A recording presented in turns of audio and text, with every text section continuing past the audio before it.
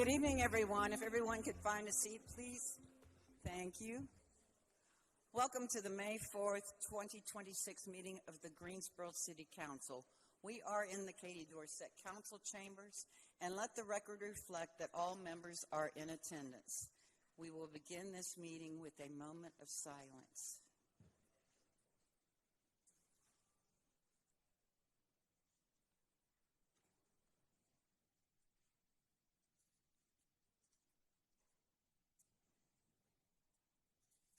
Thank you. Please stand for the Pledge of Allegiance. Mr. Holston, would you lead us, please?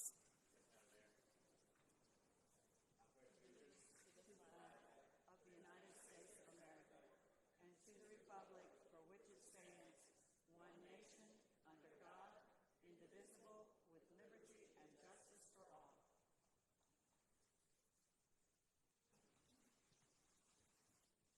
Thank you. Please silence any and all electronic devices. The City of Greensboro strongly encourages input from all residents, and the council chambers serve as a welcoming and safe environment for everyone.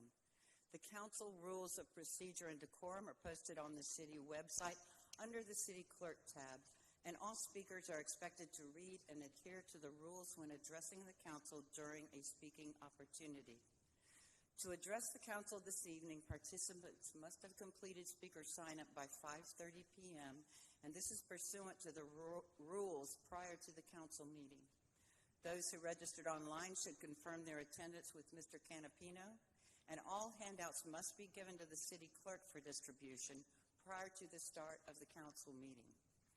For the public comment period, each speaker signed up to speak will get 3 minutes.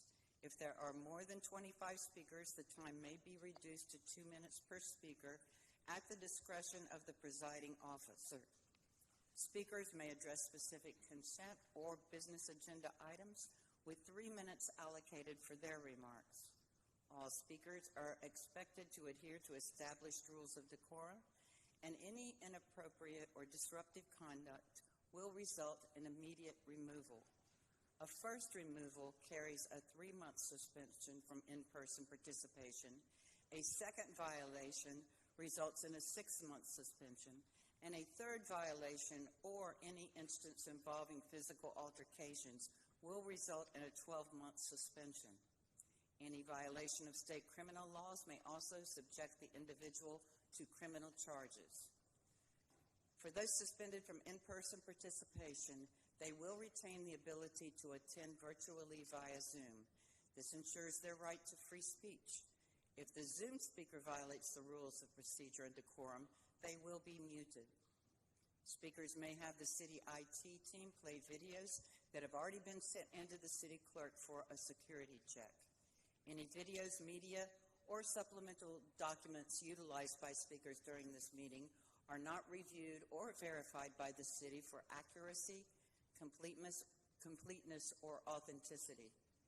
The city does not endorse or adopt the content, and all opinions and views expressed are solely those of the speaker.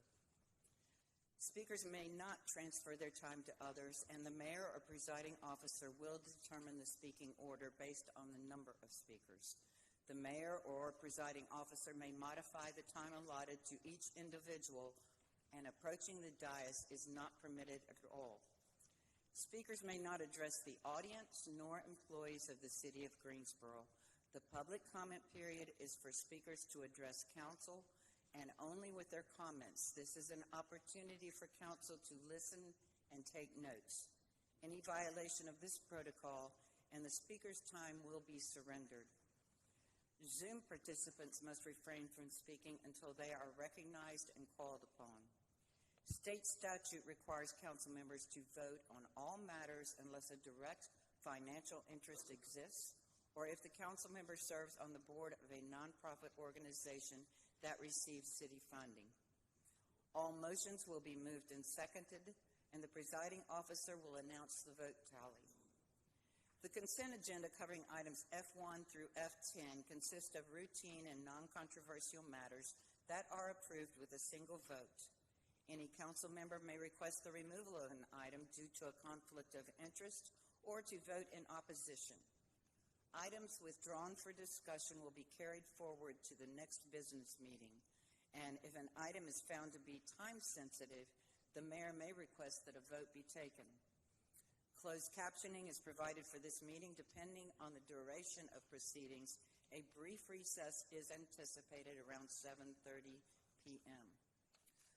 We have first item D1, a motion to amend Greensboro City Council policy and procedures and rules of decorum for signs, posters, and banners.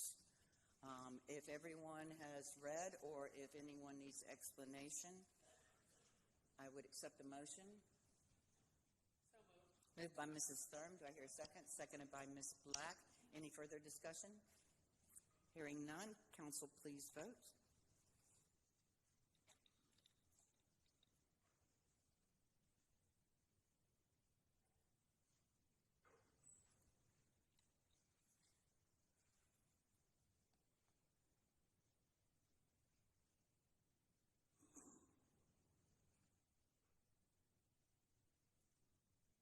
And that carries 9-0. Thank you. Now, the updated rules of decorum and procedure may now be found on the city website under the city clerk department. This is the time for the ceremonial and presentation items. We are going to present the Willena Cannon family with a resolution, and Councilmember Black would like to read it, please.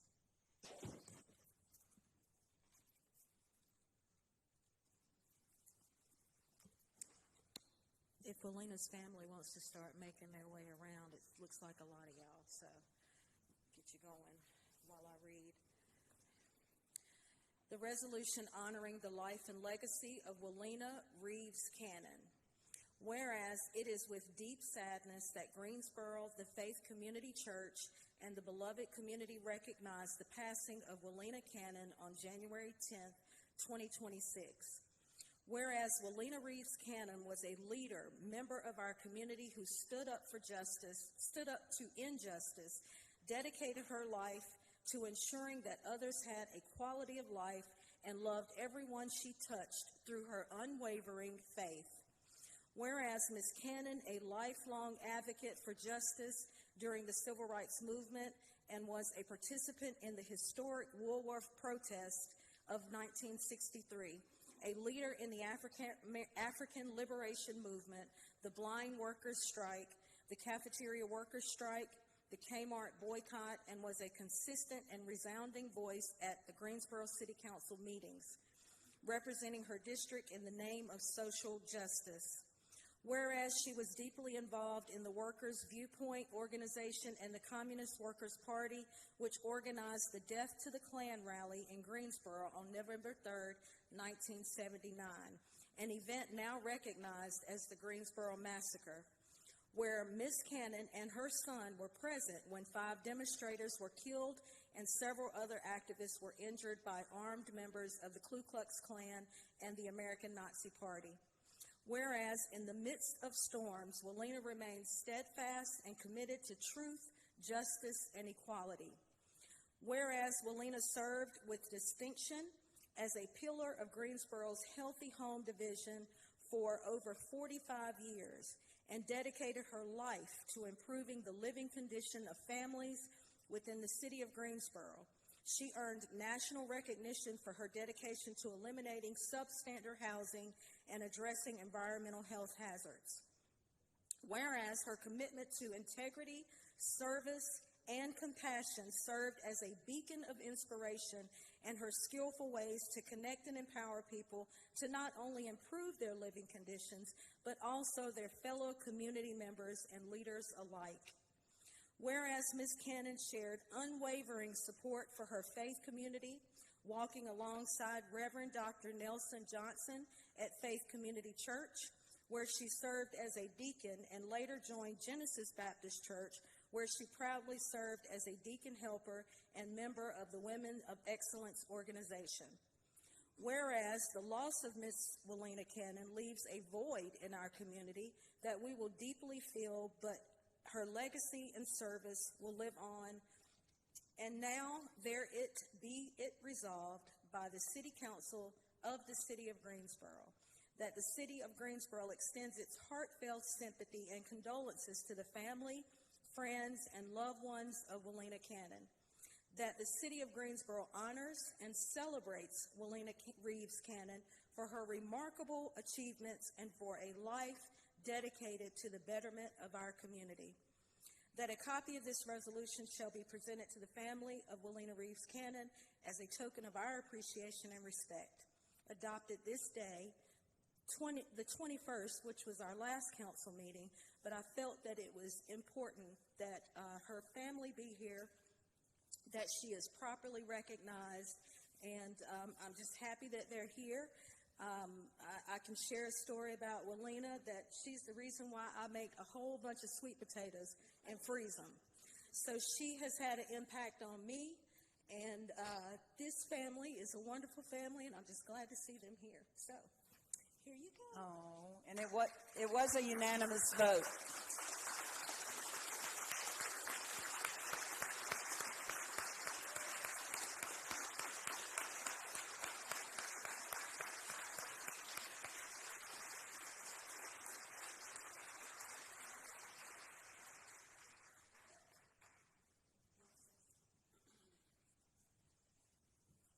There's so much that I can say, but what I will say this. I will say you guys are welcome, because Waleena was a flower that we had to share with the city, the world. Beautiful soul, strong soul, and a power to be reckoned with. I'm just honored that she was my mother, and thank you, council, for recognizing her, and as well as the city. Thank you. Good evening. My name is Imani. I am her daughter. I'm so proud that you guys recognize her. She would be taken aback because she believed not in recognition, but in doing the work. So I would like for our family, I would like for you to know that our family will still continue to do work. There are big shoes to fill, but we'll most certainly try. And anything that any of the city council needs from us, any help that they need with fair housing, protesting of all kinds, we'll be here to assist. Thank you. Thank you.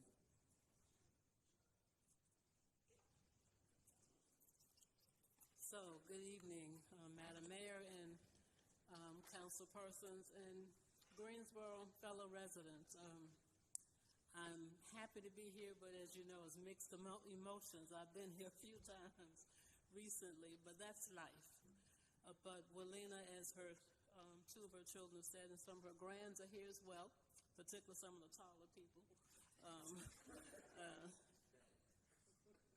is a person to be remembered, to be recognized, to model your lives after. And I just want to say briefly that Waleena had a lot of love for people, a lot of commitment to work for people.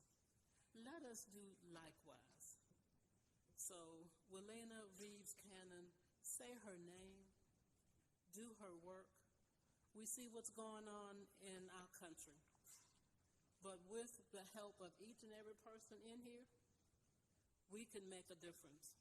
Believe that. I believe that. So, Waleena, live like her, vote like her, organize like her, love the people like her, and Greensboro will become what Greensboro is destined to be. Thank you so much. Thank you.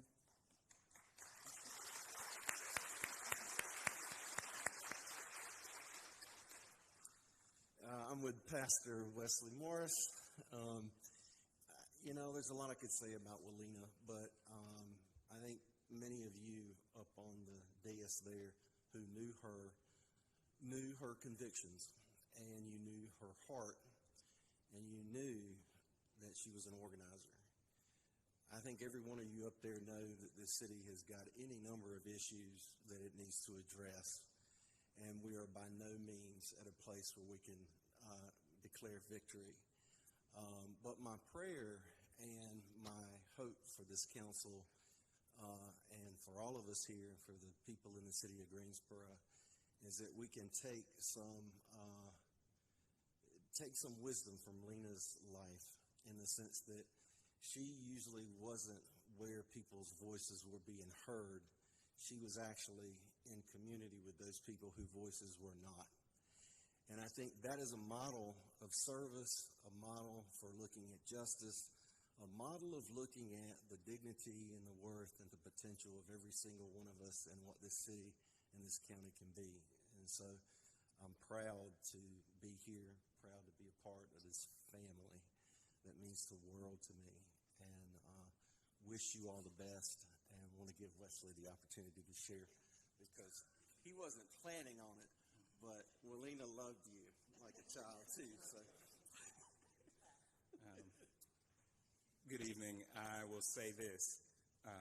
Part of the resolution said beacon, and beacons are meant to be warnings, and beacons are meant to be part of what can save you if you are in danger. And many of us live our lives on the edge of danger, whether we know it or not. And so I'm thankful that Welina lived her life so well that I was able to be folded into such a family as this, that are continuing to lead lives, whatever your role is, because Welina had a few roles. She stretched each of those roles to serve those who were actually being underserved. And so I'm thankful for her. I'm smiling because I can see her smile. And I think that she would be proud of tonight, and that she would be proud of you all who are taking these positions to have the opportunity to live and dare to live like she lived. So to Welina, the beacon that has helped me in my life, I think that she can be a beacon to all of us. So let's live like her. Let us dare to use the positions that we have been given to do the best for the people that live in this city.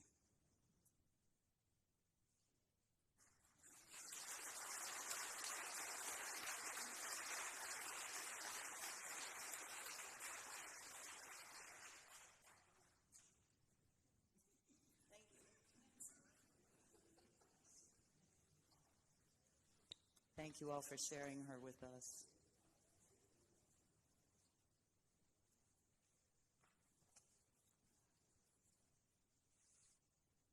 All right, while they are exiting, and thank you all very much for coming this evening.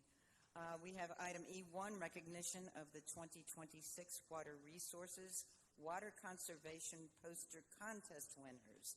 And I have Mike Borchers, Lemetria Johnson, and Samantha Brown, I believe.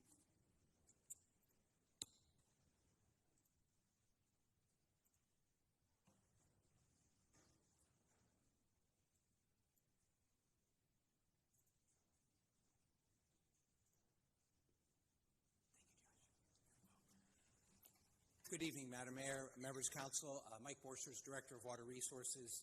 I just want to thank you for allowing me to take the opportunity to celebrate Drinking Water Week, which is this week. Actually, it started yesterday through the 9th. I would like to thank staff. First off, they can keep an eye on me while they're here. But secondly, I've got a tremendous group that go ahead and provide the services I'm going to talk about here in just a minute. So if I could just take a minute, just introduce the Water Resources staff that are here. Lemetria Johnson, Samantha Brown, Christine Williams, Elijah Williams, Bradley Flint, Alicia Goots, Tim Dunlap. So I just want to thank that team that's at least here representing the 400-plus employees of Water Resources. So just before I introduce while I'm reading this, if I could ask the students who participated, as well as their family members, if they could come up to the front, please, while I read this, that would be great. So we're joining communities across North America in celebrating Drinking Water Week.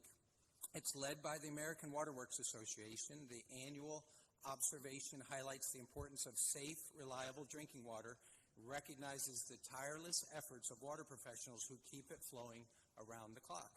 And during Water Week, it's a time to appreciate the vital role water plays, of course, in our daily lives, from public health to fire protection to economic vitality, and also to thank professionals who make sure high-quality water is delivered to more than 300,000 people across this wonderful city, but 2 counties as well. Now, providing uninterrupted, safe drinking water is our mission, and I am very thankful for all of the employees in Water Resources who make sure this essential service is always on tap, in addition to collecting, treating, and releasing it back to the environment, the water we use in our homes, our businesses, and community. My thanks to the City Manager's Office and Council for your leadership and support of this critical mission. To celebrate the week, the City of Greensboro Water Resources Department sponsored a poster contest for Guilford County students in grades K through 8. This year's theme, Guardians of the Drop, encouraged students to use their artistic talents to highlight the importance of protecting our water resources through year-round conservation and environmental stewardship. So I'd like to just continue to talk about this through their artwork. These students expressed appreciation for our most vital natural resource, water, and illustrated the essential role it plays in our daily lives. Since 2000, there have been over 816, 26 this year, poster entries for the city's annual poster contest. Water Resources staff voted on the winners of the contest, and to ensure the integrity of the selection process, if a staff member had a child participating, they had to abstain from the vote. There are first, second, and third place winners for 3 divisions. Division A is grades kindergarten through 2nd. Division B is grades 3rd through 5th. And Division C is grades 6th through 8th. All winners from Greensboro's contest went on to represent Greensboro in a statewide contest sponsored by NC1 Water. So I want to thank the City Council. I want to thank the City Manager's Office and all of the Water Resources employees that provide this critical service. It is an honor and a privilege for us to do so. And now I'm going to turn it over to Lemitra and Samantha. All right, I'm going to call the winners for the 2026 Youth Poster Contest. Okay, so when I call your name, if you'll please raise your hand, and Miss Lemitra Johnson will come and give you your medal. So first, I'm going to start with Division A, kindergarten through 2nd grade. In third place, we recognize Naji Muhammad, a 1st grade homeschool student. Their teacher is Vania Muhammad. Can you raise your, that's that boy right there.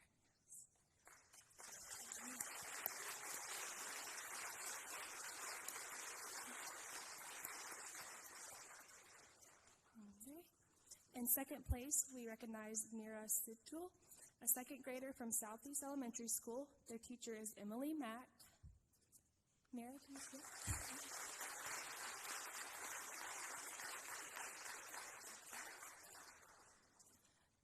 In 1st place, we recognized Amari Hancock, a 1st grader from Reedy Fork Elementary. Their teacher is Crystal Hill.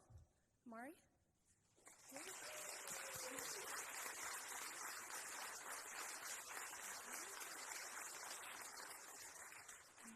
And I will now announce the winners for Division B, and that's 3rd through 5th grade. So in 3rd place, we recognize Suvan Sidgel, a 5th grader from the Academy at Lincoln. Their teacher is Bernice Today.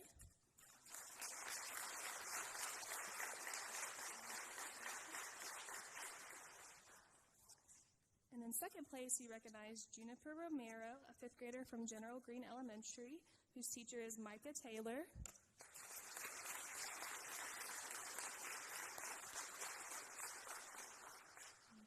And in 1st place, we recognize Maya Muhammad, a 3rd grade homeschool student whose teacher is Vinaya Muhammad. Oh, right there.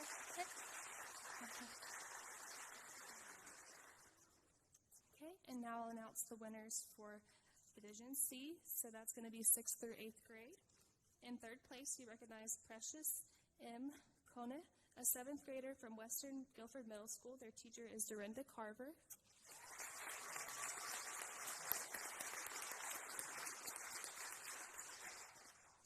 Right, and in 2nd place, we recognize Shruti Kalapatapu, an 8th grader from the Academy at Lincoln. Their teacher is Chloe Sulita.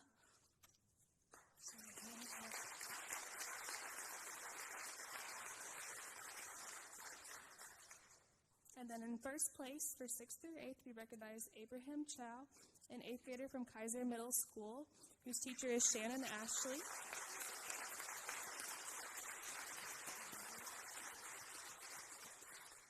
So congratulations to all the 2026 Water Conservation Poster Contest winners. I know we had a blast here judging all the posters, and we appreciate all your hard work. And I know I couldn't do what a lot of you did. All the posters for winners are available to view on our website at greensboro-nc.gov/poster-contest. And thank you all again.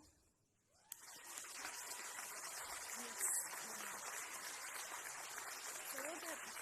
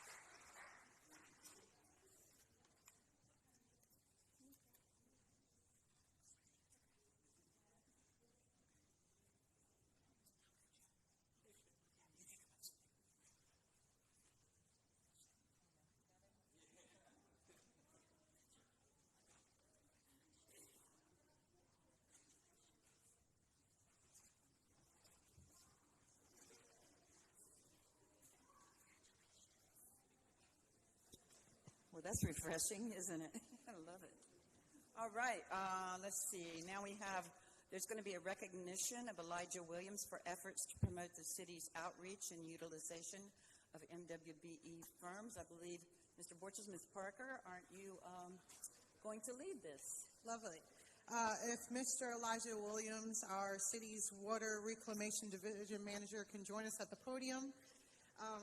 Mr. Williams has worked diligently over the past 20 years to increase the usage of minority women-owned firms in water resource contracting. His efforts were recognized by the Design Build Institute of America with the 2026 Owner of the Year Award.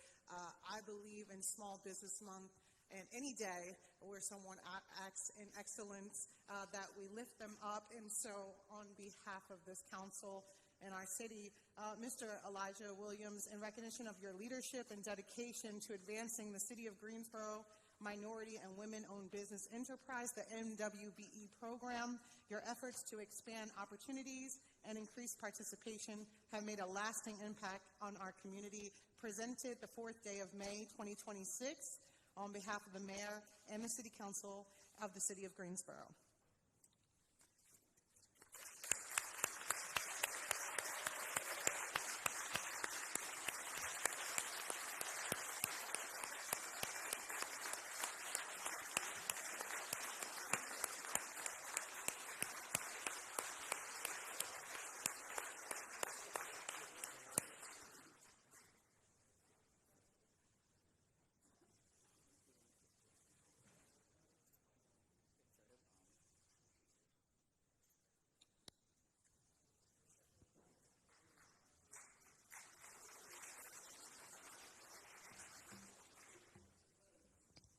Wow. You know, you're usually retired or gone before they do something like this, so thank you so very much. I do have just a few short remarks, if it's okay. First, I'd like to thank God for any ability, traits, or favor in receiving this recognition. I'd like to thank my Mayor Buzueta, Councilmember Parker, and the City Manager's Office for recognizing me. I'd also like to thank my wife, Sophia, who is here, for your support and inspiration to perform with excellence in all that I do. I'd like to thank my dad for being a role model in wisdom and collaboration, and thanks to my mom for seeing the engineer in me and the problem solver in me when I didn't even see it in myself. I've got some others here. I'd like to thank my son, Caleb, who is here, who reminds me of my competitive nature in winning the Page High School senior water gun battle this year. and my son Joshua, who's not here, he's at work at the airport, who reminds me that it's okay to be confident in yourself. I'd like to thank my sisters, Hazel and Charmaine, that are standing up right there, for your support and encouragement. Thanks to my sister-in-law, Deborah, from all the way from Barbados, is here for coming and supporting me, and my niece, Danica. I also like to thank my boss, Mike Borchers, my supervisor, Christine Williams, Janice Stewart and her engineering division, my superintendents, Tim Dunlap, Bradley Flint, and Alicia Goots, Misty, our admin, and the rest of our team at Water Reclamation Division. So, back in 2013, our director, Steve Drew, came to my office after a rough evening at City Council. One of my projects at the time, the Lake Brant Pump Station Rehab Project, had low MWBE participation, especially with consultant services. Steve said, Elijah, I want you to be the MWBE champion for the department. He also said, if there are any minority and women-owned consultants out there, I want us to work with them. Most people would look at me and think, surely Elijah knows where the minority firms are. I did not. I just assumed there weren't any out there. So what did I do? I cold called. I cold called engineering firms in the Atlanta area and the DC area asking, hey, this is the city of Greensboro. I'm interested in seeing if you are a minority or women-owned firm so we can talk to you about working for us. And pretty soon, firms like DeLon Hampton and Associates or Stan King, whose engineering firm did the heating, ventilation, and air conditioning design for the Mercedes-Benz Stadium in Atlanta, or even Chester Engineering at the time, the largest African-American-owned firm in America, were working for the city of Greensboro. And looking at those firms, we also found firms like J.C. Waller and Associates, Crytek Engineering, and Taylor Engineering, just to name a few. Local firms that were just as capable as the larger firms. We also had the opportunity to see increases in our construction participation. I have seen contractors that started out in our Protege project on the T.Z. Osborne upgrade, like United Maintenance and All Systems Restored, now be major subs or junior partners on our larger design build projects. It wasn't necessarily easy to make change. I had Mike, our boss now, but engineering manager then supporting me, turning over the entire engineering on-call proposal process to me and shielding me from pushback from other employees during the early days. When Steve Drew retired, Mike picked up the mantle for change, and Christine Williams became our champion for our department as we moved when I moved into a management role for wastewater treatment. I am honored to be recognized for the work I've done over the years. I have to give Steve, Mike, Christine, Virginia, and the rest of the Water Resources credit for building the culture. Culture change cannot be done by one person. It takes the whole group to make the shift. On last Tuesday, I accepted the award for Owner of the Year for the Design Build Institute of America's Southeast region that includes North Carolina, South Carolina, and Georgia. The great surprise about the award is not only did I win, but the city of Greensboro also won the award. So, Margot Wiseman is here, and we're going to present the DBIA award. Well, I'll let her do it. Go ahead. Thank you so much for having us, Madam Mayor, members of the council, and Mr. City Manager. As President of the Design Build Institute of America Southeast Region, I am very proud to present this honor of Owner of the Year to the City of Greensboro.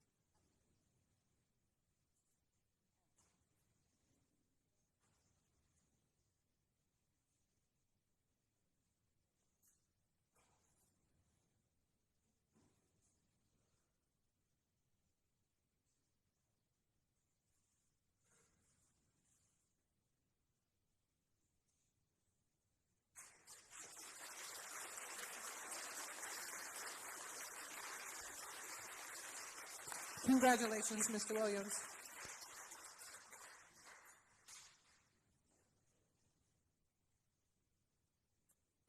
And that is for everyone up here as well. So, you know, it takes a team. So, and the department and everyone else. So, thank you so much for that. Okay, now we will move on to resolution item E3, resolution recognizing the New Garden Friends varsity boys basketball team as the 2026 NCISAA 1A state champions. Councilmember Adam Marshall. Thank you, Madam Mayor.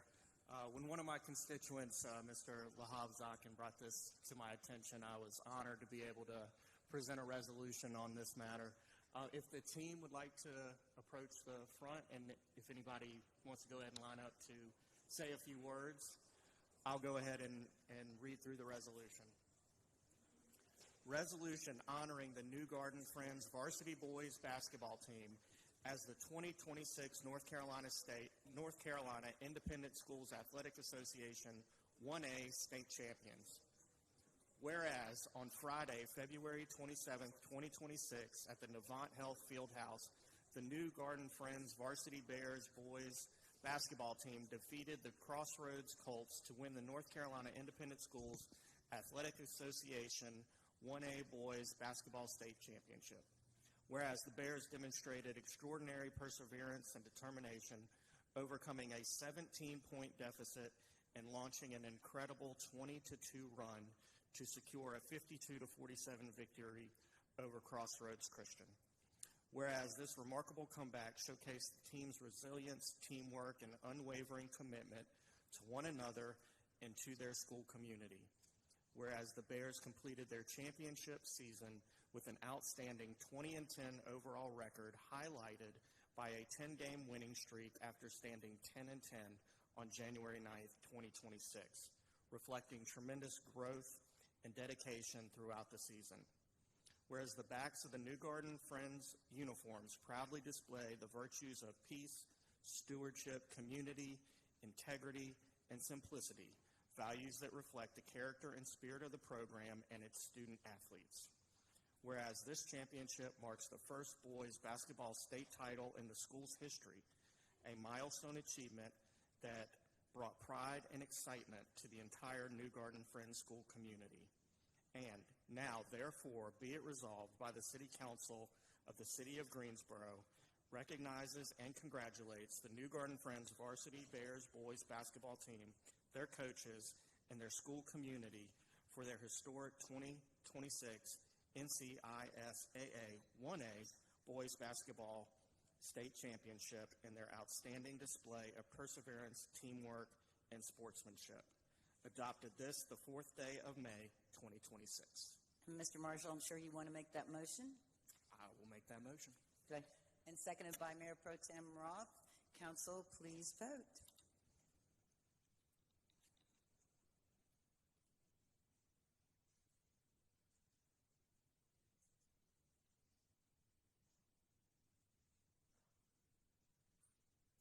And that carries 9-0, Mr. Marshall.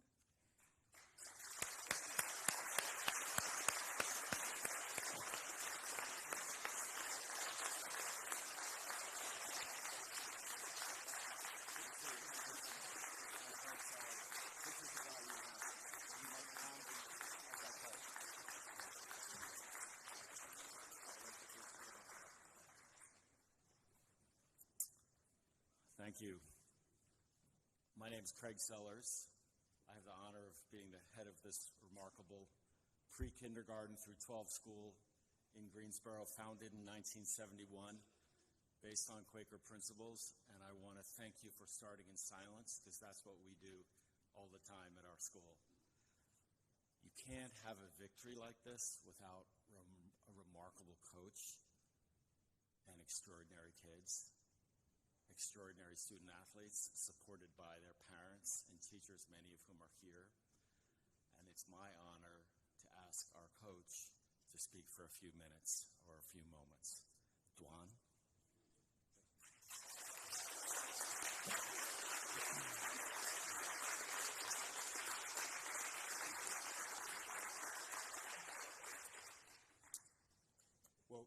thank you to our head of school, Craig. First of all, Mayor, thank you. City Council, thank you guys for this opportunity, this recognition, this honor. The mayor said it best. You don't do amazing things like this without an amazing team, an amazing community to support you. And I just wanted to take a moment to read our school mission.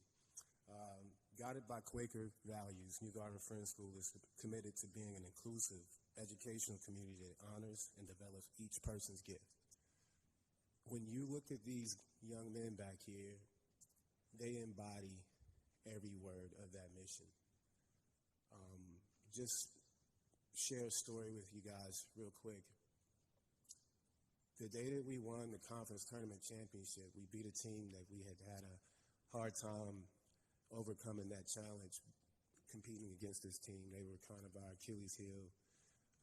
But after we won the conference tournament championship, I said to the young men that once we won the state championship, we would give God all the glory. That was the first time I ever allowed my faith to speak that way. And at the time of saying it, I was not sure if that promise would come true. The Final Four, we were down by 8 points with 3 minutes left in the game. And I started to feel like, well, maybe God wants us to give him the praise some other way. However, a quick prayer, asking for wisdom and strength, there was a change immediately in the game. Momentum shifted. We ended up winning that game and making it to the state championship for the first time in school history.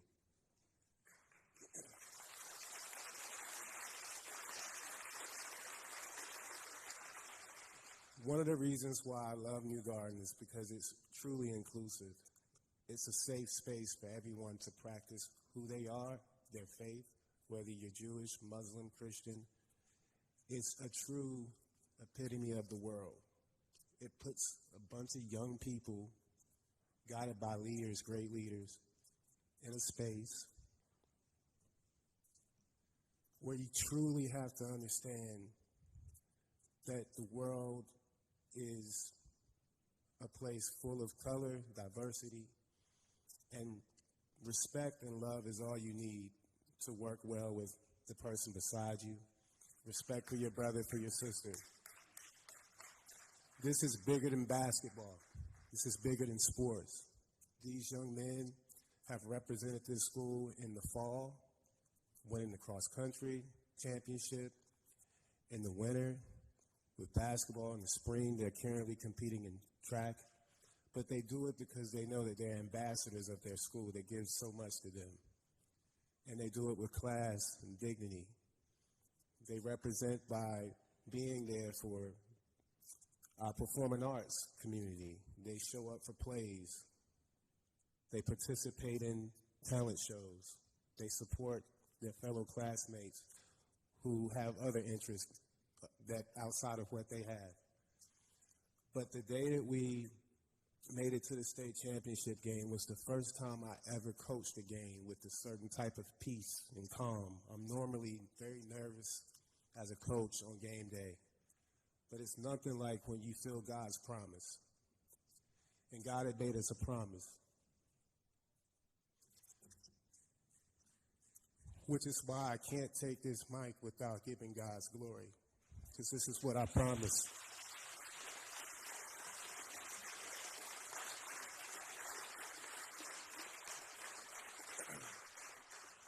And I would just like to say, whatever your faith is, use it to be a better person.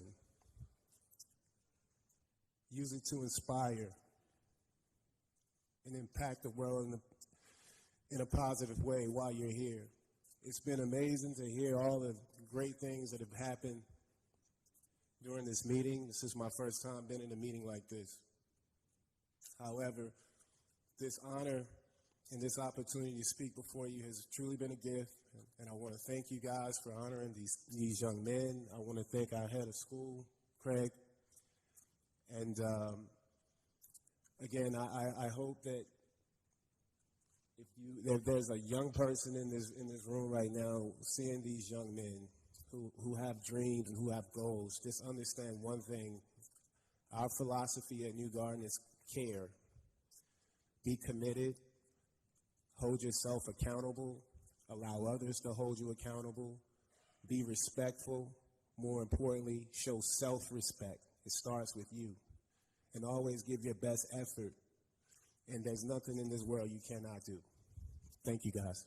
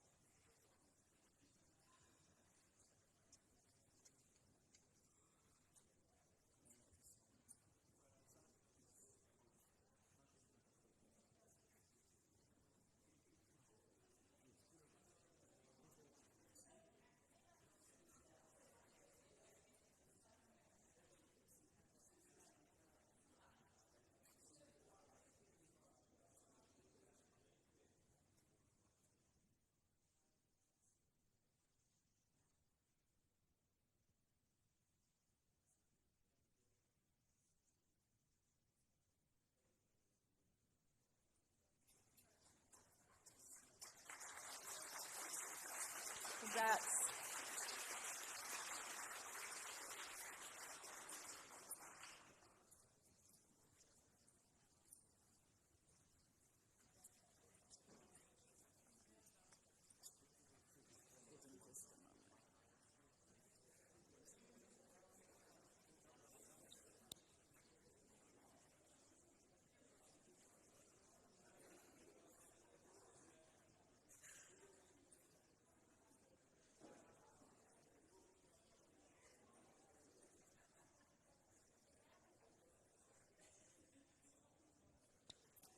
All right, we will now move on to item E4, a resolution honoring the life and legacy of Dr. Patricia Shelton. If there is anyone here to accept this resolution, and yes, family members, thank you. Come on up to the podium and I'll read the resolution and bring it to you.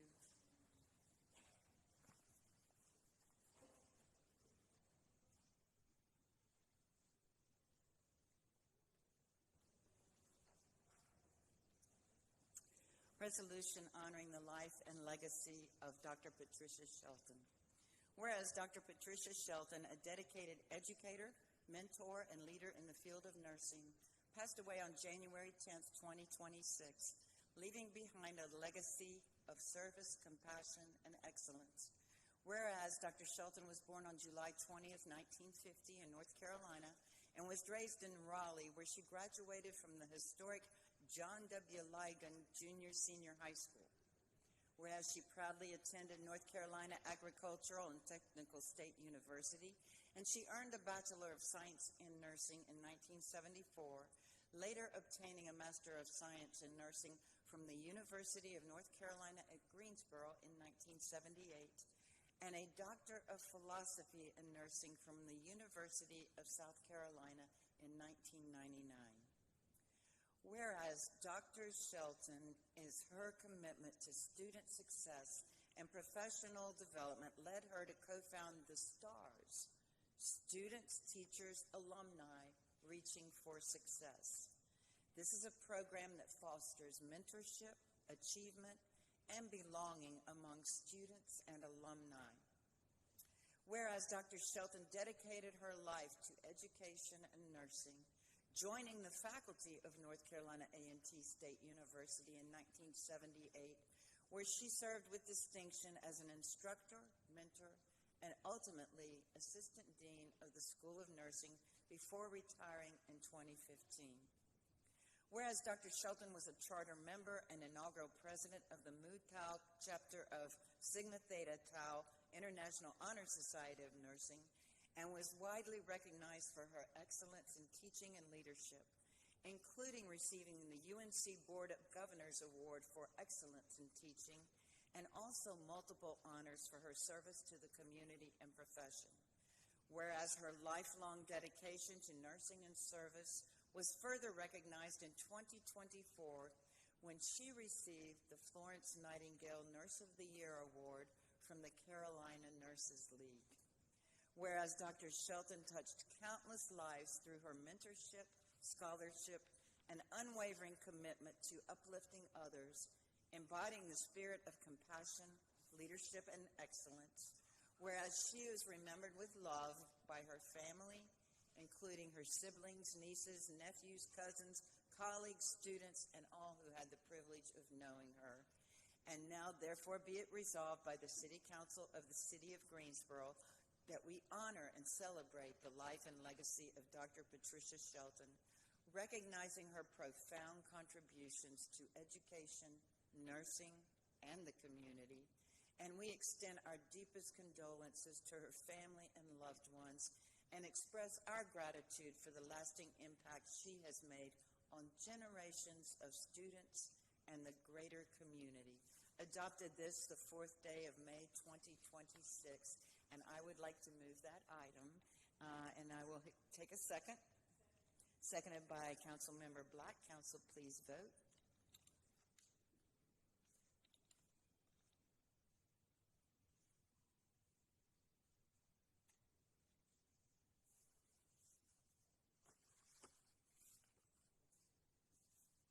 And that carries 9-0, unanimous.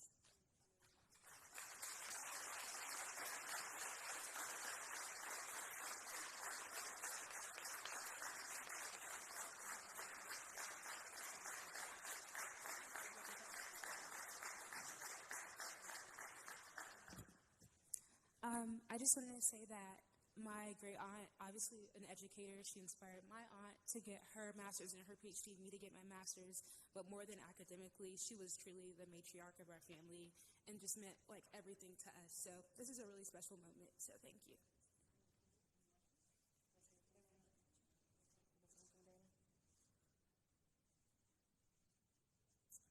Good evening. My name is Dana Lee Hines, and Dr. Shelton was my professor. I wouldn't be where I am today if it wasn't for Dr. Shelton. I saw Dr. Shelton about a year ago, and about a year or two ago, and I heard a voice, and I turned around, and I said, "Dr. Shelton?" And the gentleman she was with turned around, and he said, "Doctor." And so we hugged, and I told her, you know, when you see an instructor that had such a great influence on your life, you want to tell them everything that you've done and everything that you've accomplished. And she said, "I know." She said, "I'll follow you." And I'm very proud of you. And we hugged, and it just meant the world to me.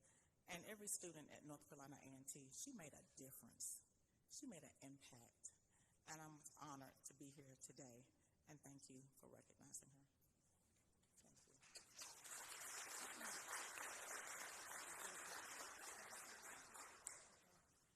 I just wanted to thank you, Mayor, and thank you, everyone, for listening to the resolution. I know you didn't know her personally, but you know they're always with us. Aunt Pat, which is what we all affectionately call her, was such a modest woman. She did not like celebrations. So really quickly, for her homegoing service, we had to reschedule it 3 times because she didn't like celebrations. And today, we found out at 11, I'm so grateful my sister found out that this was rescheduled from, instead of Tuesday, so I was like, she's at it again. So I'm so glad that we got to celebrate her. It means the world to our family. And my auntie was an educator, and she was a nurse, the nurse's nurse. And she lived by one of my favorite quotes that asserts that simply this thing that I am shall make me live. And I'm so grateful that her life and her legacy still lives on. So thank you all so much.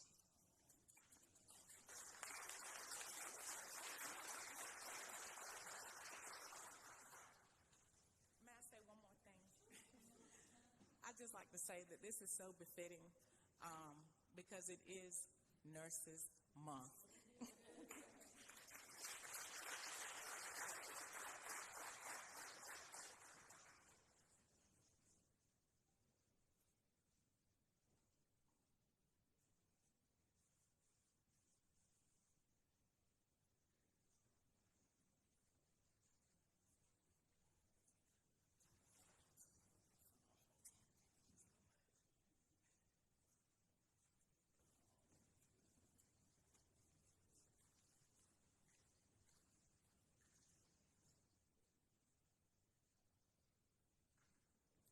you all for being here. And I did want to say I was with most of them, or definitely with Dana the other night at the Carolina Nurses League ball, and I highly recommend next year everyone check it out. I gave greetings from the city, so it was really nice, really nice. So thank you all.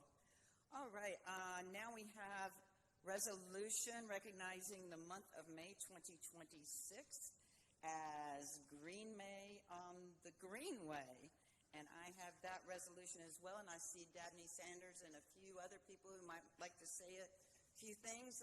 If you'll come up while I read the resolution, that would be great. I see Dawn Cheney. I see a few other staff members as well.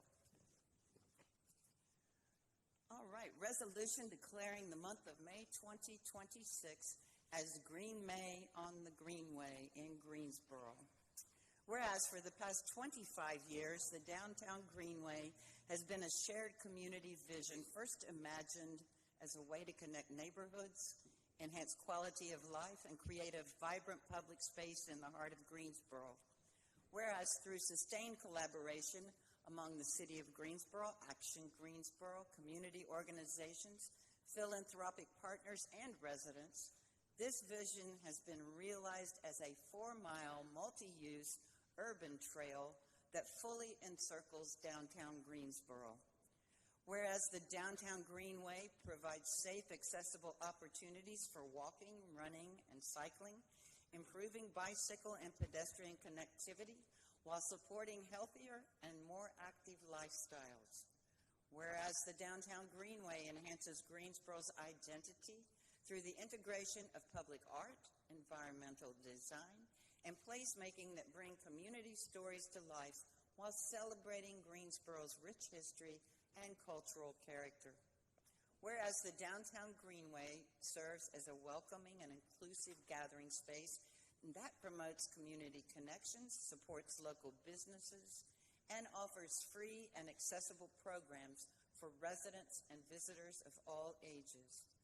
Whereas in the past year alone, the downtown Greenway has welcomed more than 150,000 trail visits and engaged more than 3,800 participants through nearly 200 programs, all delivered in partnership with over 150 community organizations, businesses, and groups to activate the space.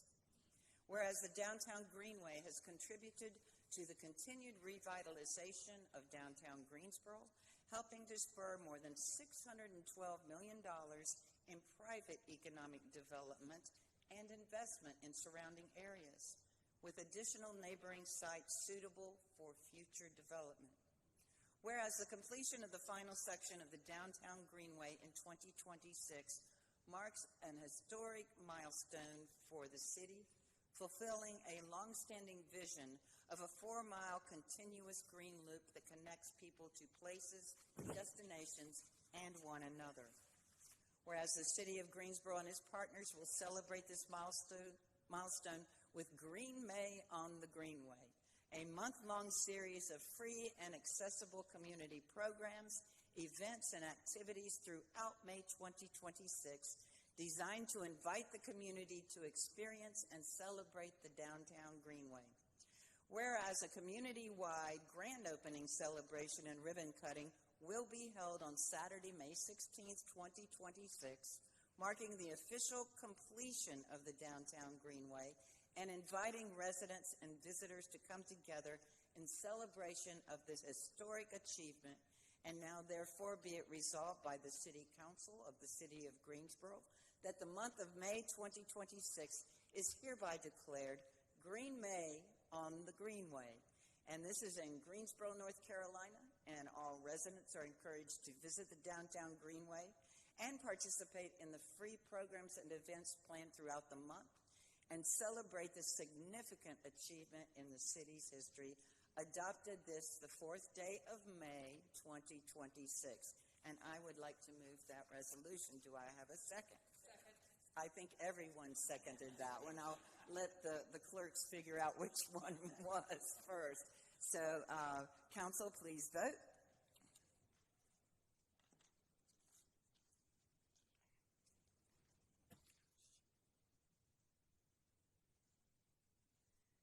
And And that carries 9-0. And I'll bring the resolution down to Dabney.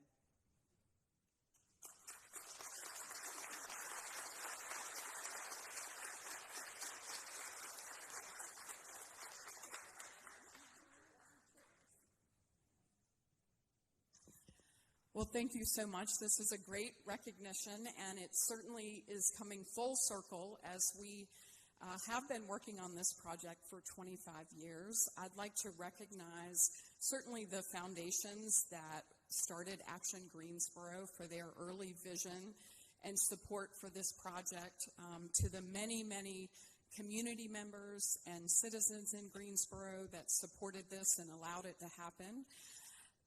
We certainly could not have done that with this incredible partnership that we had with the City of Greensboro. So I'd like to thank you, this current City Council, but also to thank and recognize the past City Councils that were supportive of this project, the incredible city staff from so many, many departments over these last 25 years who have helped to make this possible. And it's really nice to be moving from the fundraising and design and construction to actually celebrating the opening of this this month. So thank you on behalf of myself, Dabney Sanders, the project manager of this, but really also the entire community, because it has been such an incredible citywide effort, and we know it will have an impact on this community for a very long time. So thank you for that recognition.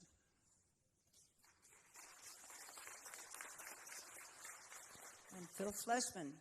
Good evening, Mayor and Council. I'm Phil Fleshman, Parks and Recreation Director for the city. And as Dabney mentioned, this has been a project a long time in the making, involving many city departments, including and not limited to transportation, engineering and inspections, planning, water resources, economic development, Parks and Recreation, the city manager's office, even the police department weighing in on safe design and things of that nature, and more. And it would not have been possible if it hadn't have been for Dabney's nearly 20 years of leadership as the project manager of this very crucially important and transformative initiative for our city.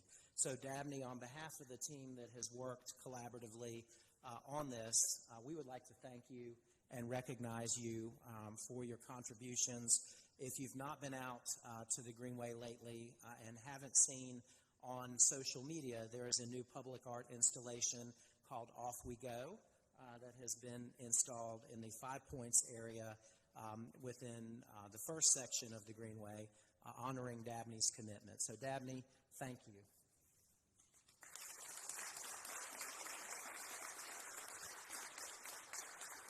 All right, thank you. Anyone else? You all want a picture? Oh, they want a picture.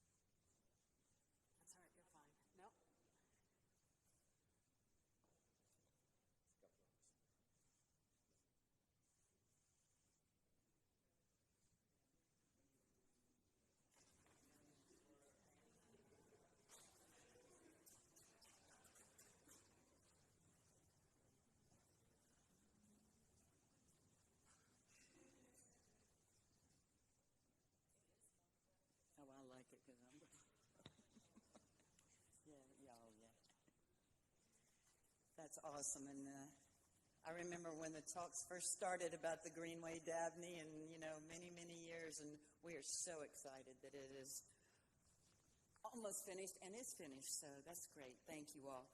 I'm moving on to item E6, resolution recognizing May 2026 as Historic Preservation Month, and I do have speakers on this. So, Councilwoman Parker, if you would like to go ahead and read it, and then we vote, and then hear from the speakers.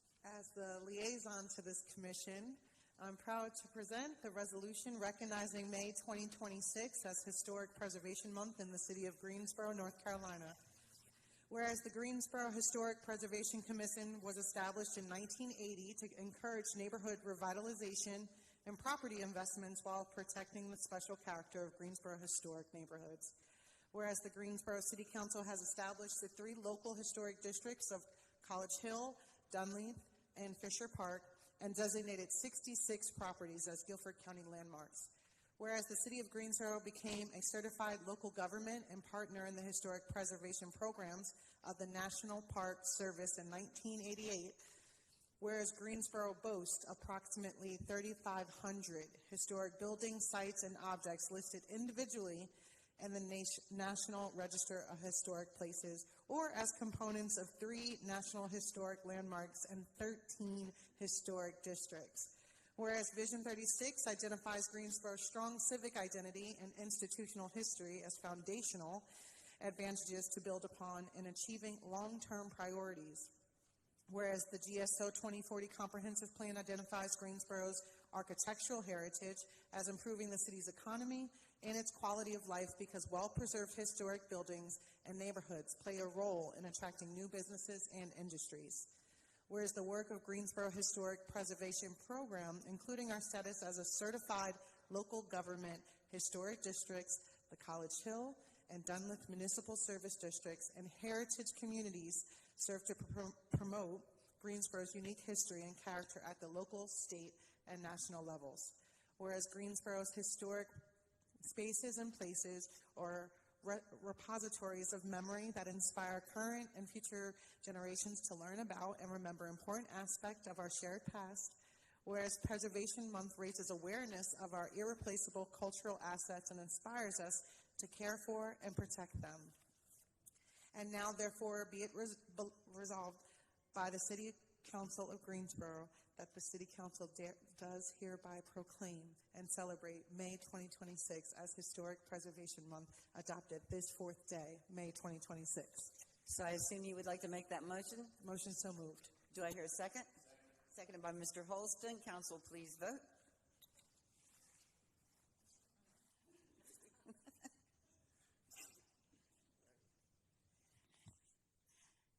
And now that that has passed, Ms. Graver and anyone else who would like to say a few words? And that carries 9-0. Thank you, Madam Mayor and members of the Greensboro City Council.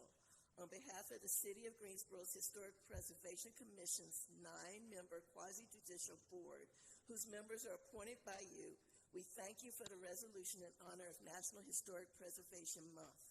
The City of Greensboro's HPC consists of 1 commissioner appointed by each of the 3 local historic districts and 6 members appointed by council.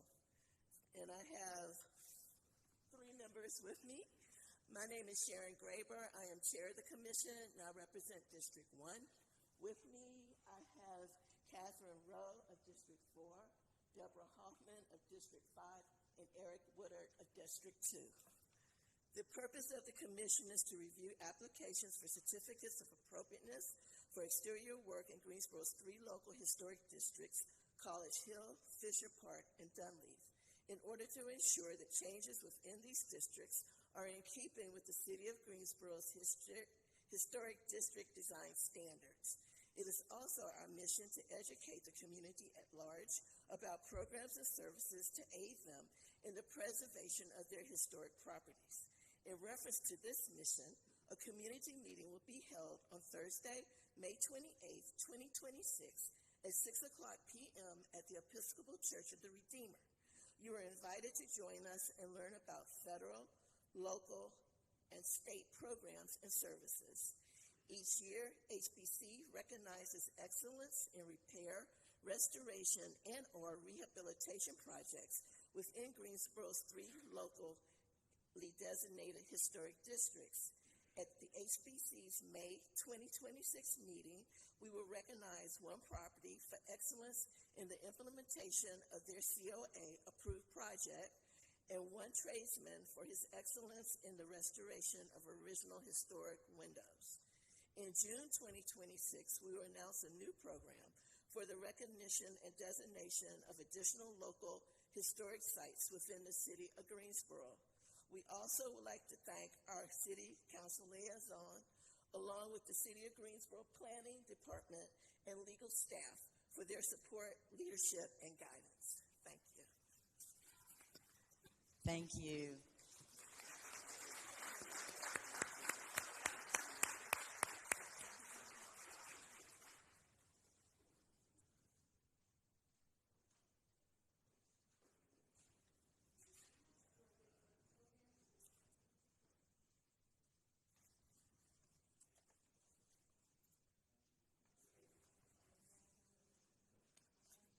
Congrats.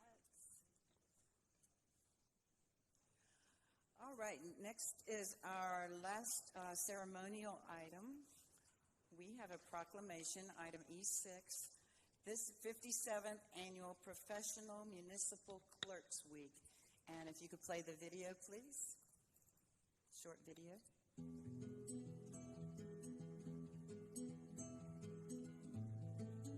Happy Clerks Week. I'm glad to be joined by our city manager as we recognize and thank our incredible clerk's office team. I have the privilege of working closely with you, and I truly see the dedication you bring every day. From agendas and minutes to resolutions, ordinances, contracts, and research, you keep our work accurate, organized, and moving forward. You're always stepping in to support, whether behind the scenes or working directly with residents and addressing their concerns. Your work may not always be visible, but it impacts every part of how our city operates. On behalf of the City of Greensboro, thank you for your dedication and service. We truly appreciate you this week and always. Happy Clerks Week. Happy Clerks Week. I'm City Manager Trey Davis, and I'm honored to join Mayor Abuzawader in recognizing Professional Municipal Clerks Week. Our municipal clerks are essential to the daily work of local government. You ensure accuracy in our records, support transparency in our processes, and help keep the city operations running smoothly and in compliance with the law. Your work supports both elected officials and staff, and it ultimately supports the residents of Greensboro. On behalf of the entire City of Greensboro organization, thank you for your dedication, your expertise, and your commitment to public service. We truly appreciate everything you do. Happy Municipal Clerks Week.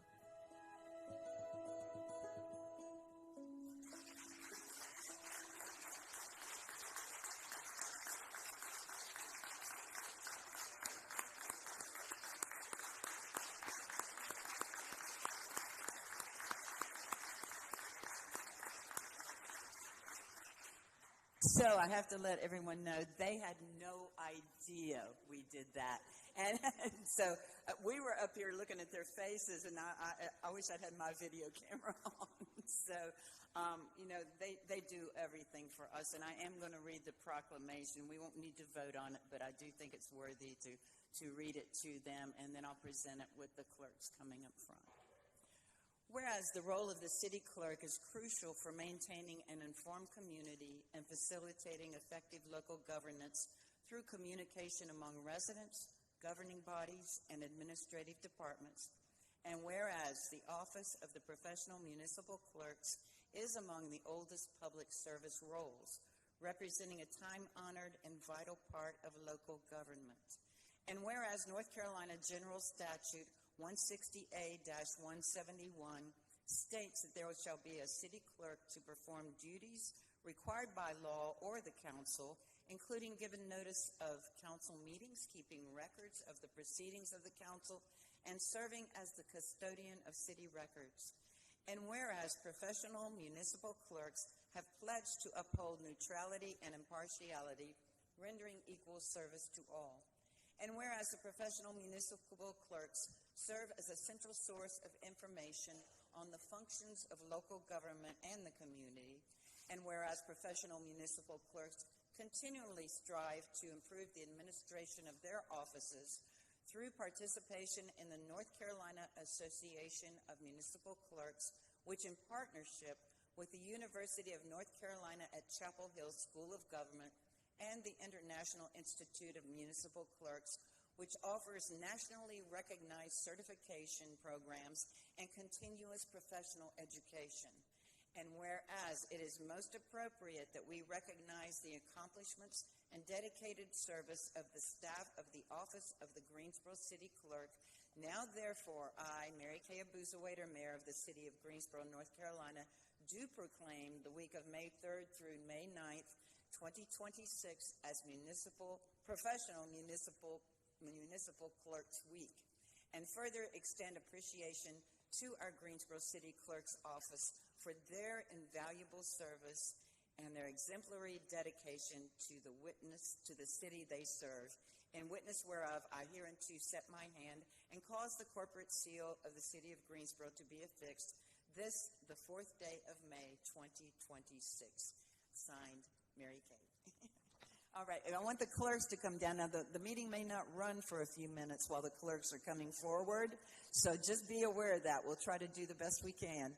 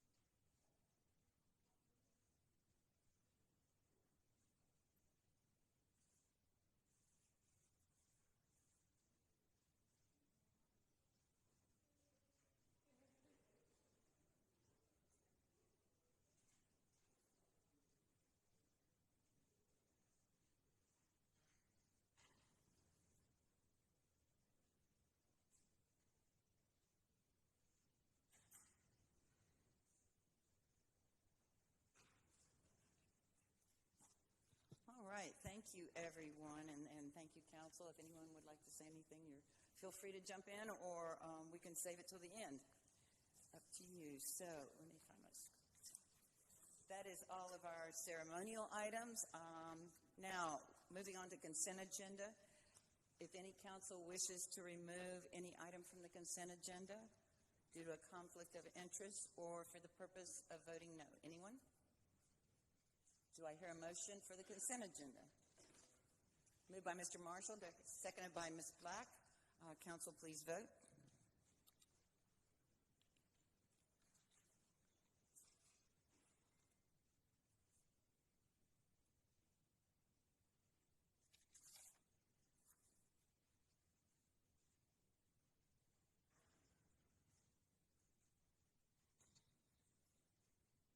Her screen isn't working, but I'll ask her for a vote.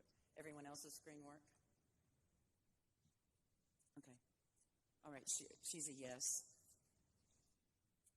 Consent agenda passes unanimously. Thank you all very, very much. Now we will move on to our public comment period. We do have more than 25 signed up, but if everyone can follow their 3 minutes, I'm not going to reduce the time, so I think everyone should have the time to speak, and if you finish your comments early, then that'll help out just a little bit, so I won't reduce the time this time. All right, I have Nafi Wessa, who is on Zoom. Is he on Zoom? Is he or she on Zoom?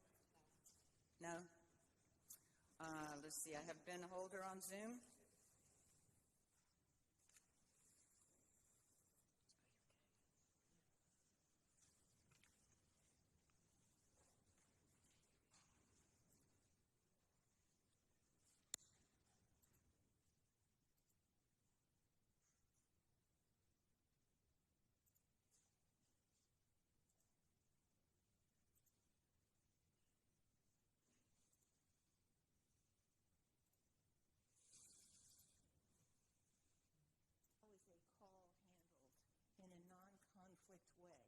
When he is the Eastern Division commander, and his subordinates have to go out and answer those calls. And we're talking how is a call handled in a non-conflict Yes. way when he is the Eastern Division commander, Yes. and his subordinates Okay, see if you can fix the volume. We'll start it over.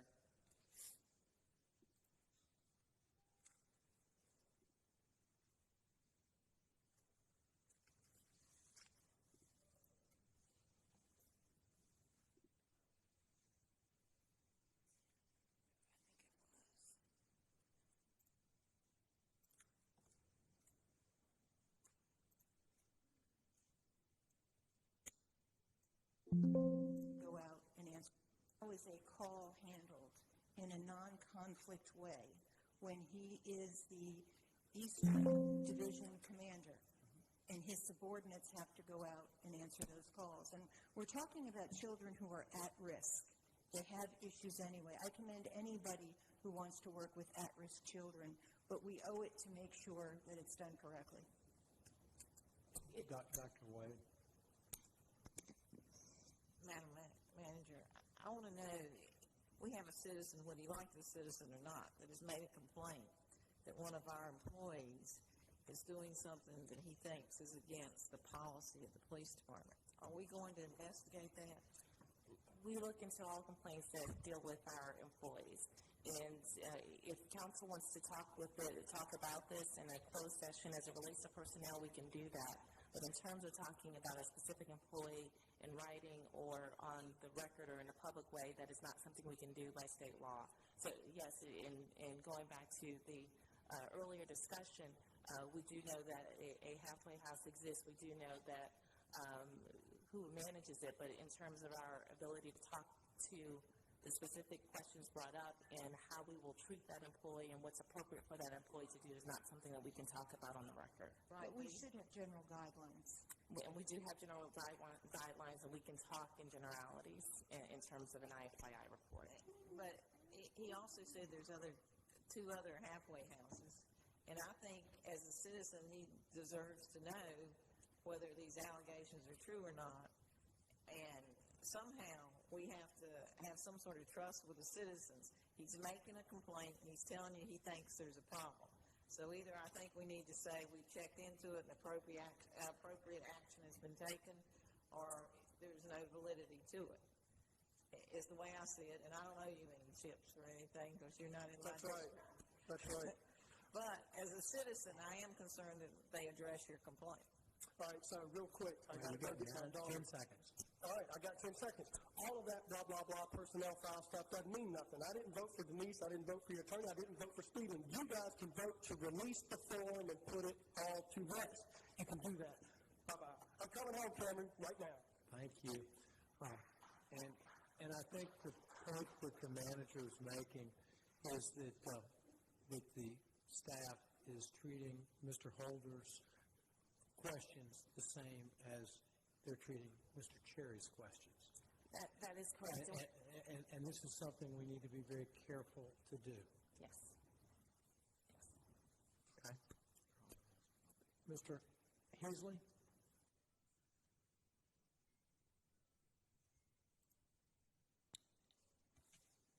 All right, thank you. Hello, my name is Adam Ferrari, the Chief Executive Officer of Phoenix Energy. I look forward to you joining our... Sorry, Mayor. That's okay. I thought somebody was... Okay. All right, moving on to Malik Hoff. Malik. Followed by Michael Roberto, Donna Harrelson, Preston Warren, Luther Falls.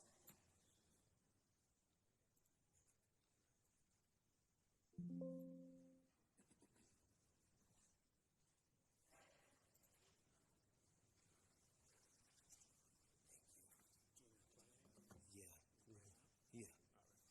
But before, hold on. Y'all, City Council, on y'all screen, y'all will see my documentary. I have two of my unhoused with me today. I wanted y'all to get a chance to see. This is the video.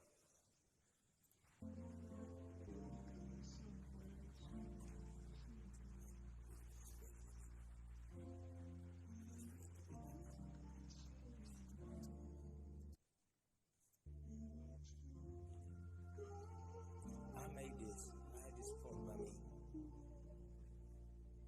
Joe Davis.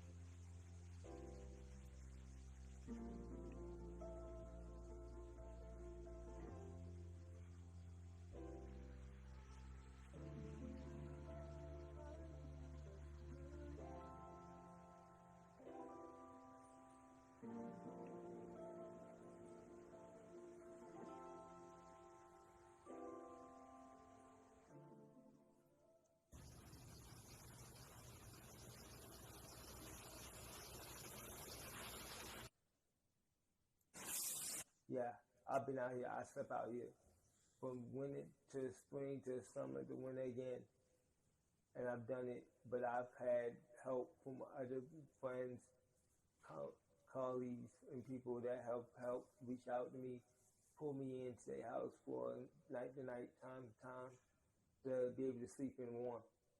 And I just been now trying to become an advocate for the unhoused, the unsheltered community out here. So I've been advocating for them since I came out here, and they asked me to start helping them out because they needed help, because they didn't know which way to go, which area, which route to take. So I just took it, started doing everything, and just started going from there, and pushed up to now have my own nonprofit January of 2025. And I started it. I came out here one day, gave out biscuits and orange juice, 50 biscuits, 50 orange juices to the homeless community, rode around, giving them out. And I started from there, just kept going. And now I'm motivated to do an event on October the 18th downtown. Well, not really downtown, but it's for my downtown community.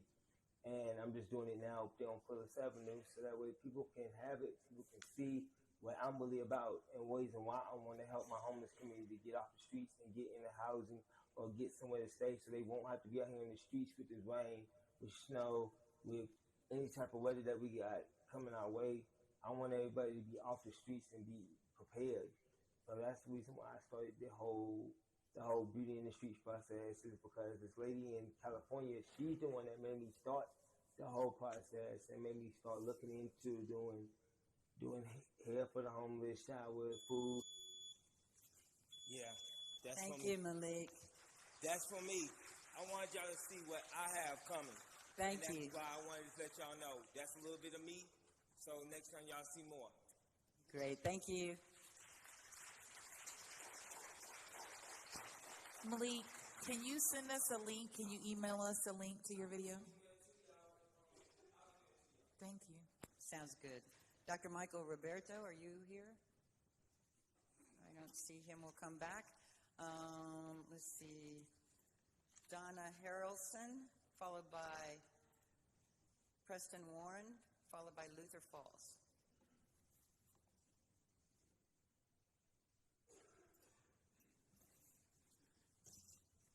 Good evening,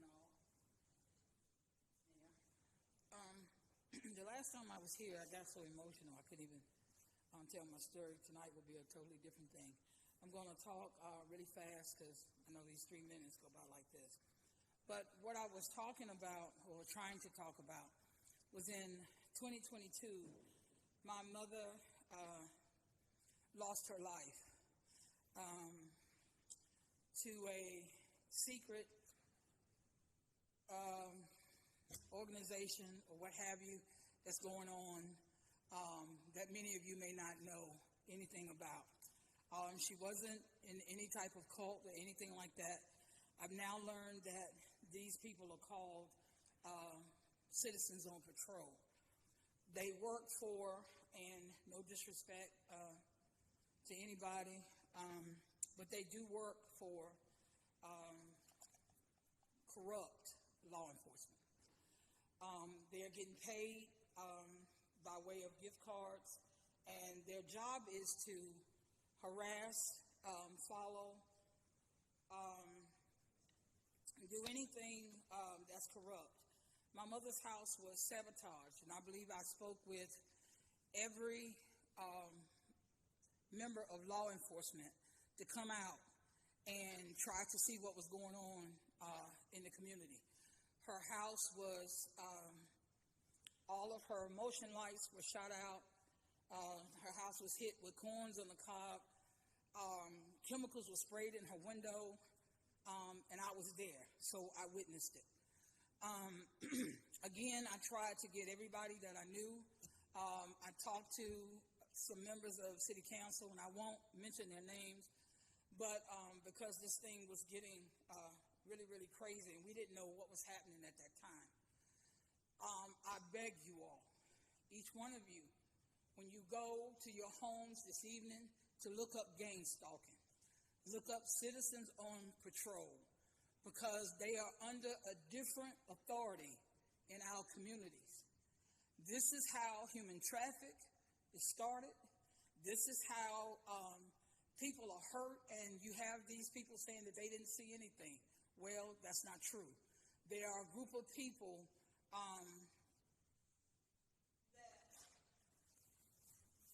they're getting paid to harass.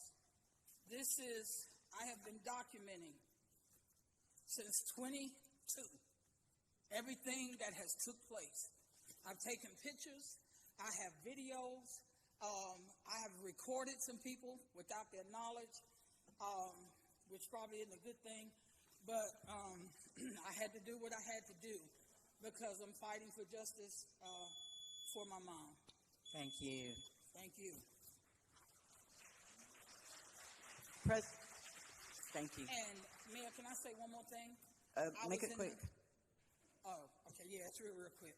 I was in the courtroom today because I've had to move 6 times since 22 because of this. But I was in the courtroom explaining this to a judge. When I left, coming down friendly, because they think that these people don't exist, I was hit by a truck. Thank you. That's all I have to say. Thank you. And we have your information if someone can reach out to her. Mr. Preston, Preston Warren, then Luther Falls, then Richard Beard, then Fonta Dorley. Yes, sir. Good evening. I got a problem here.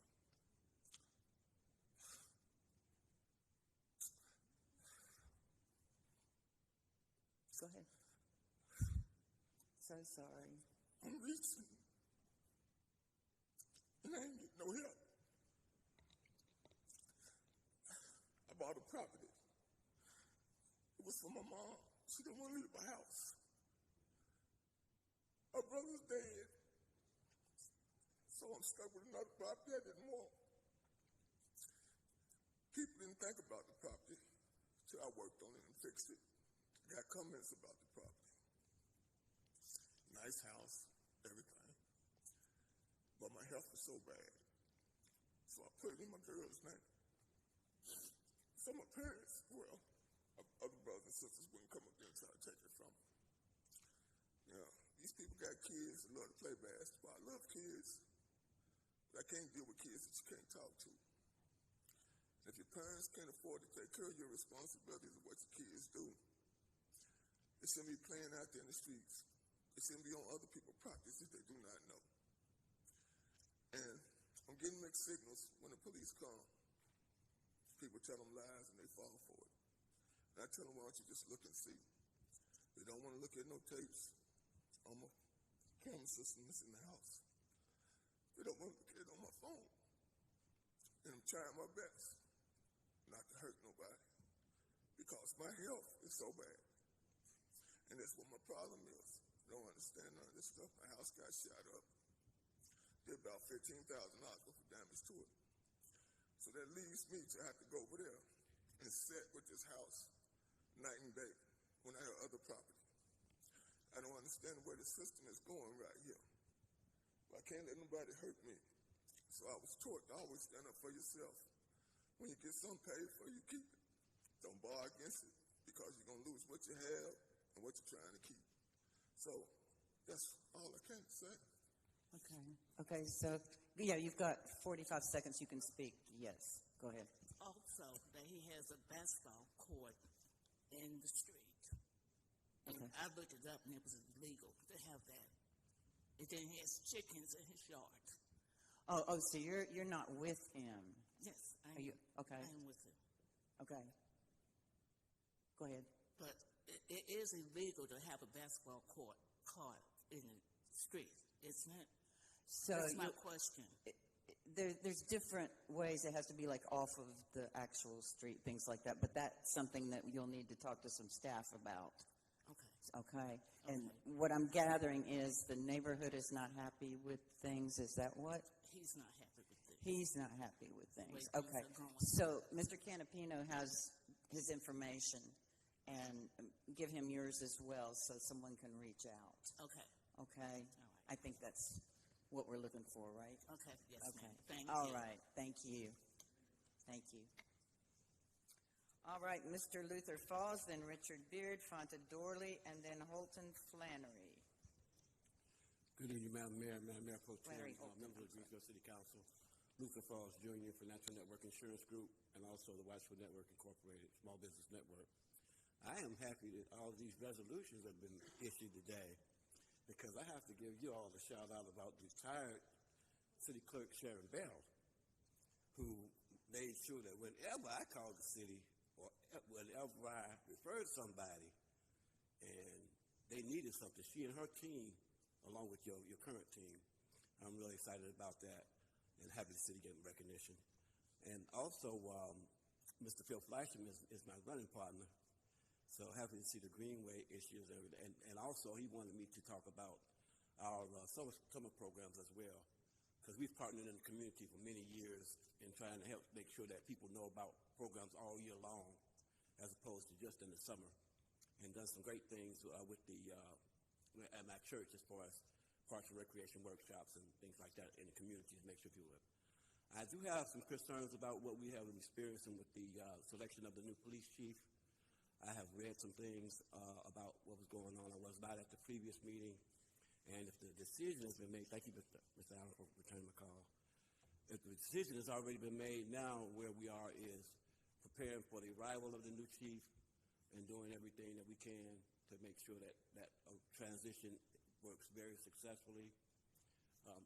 Bill and I have participated in what we were doing, police community relations forums at my church at St. Stephen, United Church of Christ, which perhaps can be revisited, where we brought our community partners as well as the deputy chief, high-ranking deputy chief that reported to the chief to talk about solutions along with problems. And continue to do the best you can when you're doing your budget cycle, of course, every year, because funds are limited, but there are certain things that need to be addressed no matter what the funding amount. And lastly, the gentleman that got the award for the Minority Women's Business Enterprise, I have worked very close with some of you are familiar, I know the mayor is and others. And we work very closely with small business and entrepreneurs, and the late Kathleen H. Smith was my Tar Heel here. We worked with her at the MWBE for many, many years. So have a good evening, and let's work together to get prepared for the new chief. Thank you. Mr. Beard? And is Fonta's here? Yes. And then Flannery Holton. I'm sorry, I said your name incorrectly.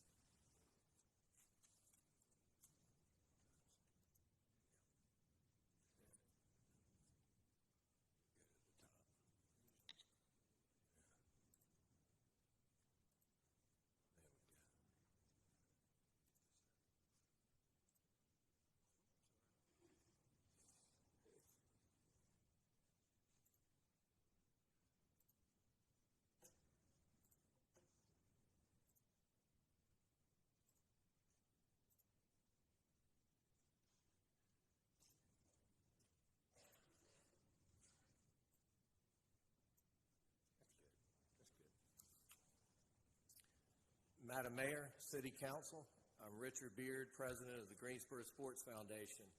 April was another incredible month for Tournament Town, and it truly showcased the power of sports in our community.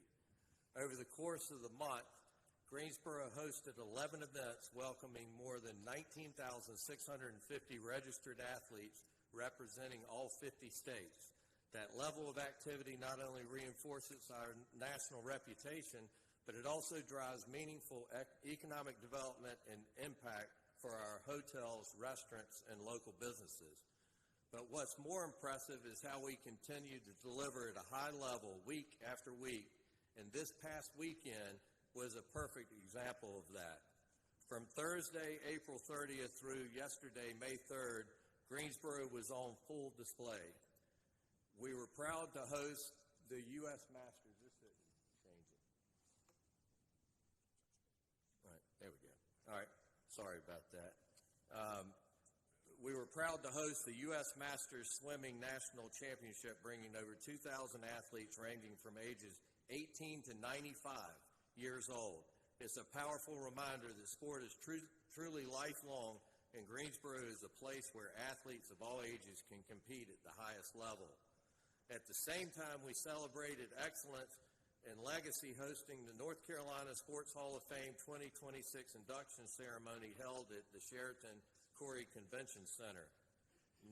Greensboro native John Isner was inducted in the class of 26, along with Matt Brown, who received the Don Fish Legacy Award, and Greensboro native DJ Gregory, who was presented with the Courage and Impact Award. Events like this highlight the rich history and inspiring stories that are deeply connected to our state and our city. On the courts, we hosted the AAU Boys North Carolina State Basketball Championships, featuring more than 1,200 players from 3rd through 12th grades and over 200 games played across the weekend. That's a tremendous amount of activity and a great example of youth sports at its best. And at Spencer Love Tennis Center, we welcomed more than 200 players for the USTA tournament. Continuing to build our momentum in tennis is a key part of our sports portfolio. None of this happens without the people behind the scenes. This weekend alone, more than 320 volunteer positions were filled by dedicated members of our community, including our city attorney. Their commitment, energy, and hospitality are what truly set Greensboro apart. They're the reason that teams and organizations continue to come back year after year. So when you step back and look at it all, it's clear Greensboro isn't just hosting events. We're delivering experiences, building community, and reinforcing our identity as Tournament Town. Thank you. Thank you. 3 minutes on the dot. Appreciate it, Richard. Yes, thank you very much. Thank you. Mr. Beard, just real quickly, what do we have on the horizon sports-wise? That was a busy April. What's May and June and look like? And you'll receive a handout that I brought. We've got a schedule of major events through 2029, and you'll see that we still have quite a few this year. But next month, we'll be hosting Norway as a base training camp for the World Cup at UNCG. This week, you'll be hearing more about that for some community events, including some watch parties downtown. So that puts us in the international spotlight, and then fast forward to 2029 when we host the World University Games. So, and a lot in between and a lot in 2029. But there's a lot of good stuff, and we're excited for Greensboro. Thank you so much.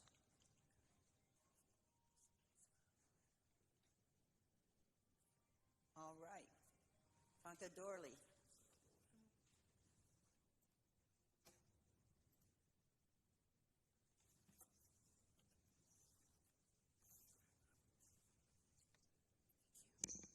Good evening, council and staff.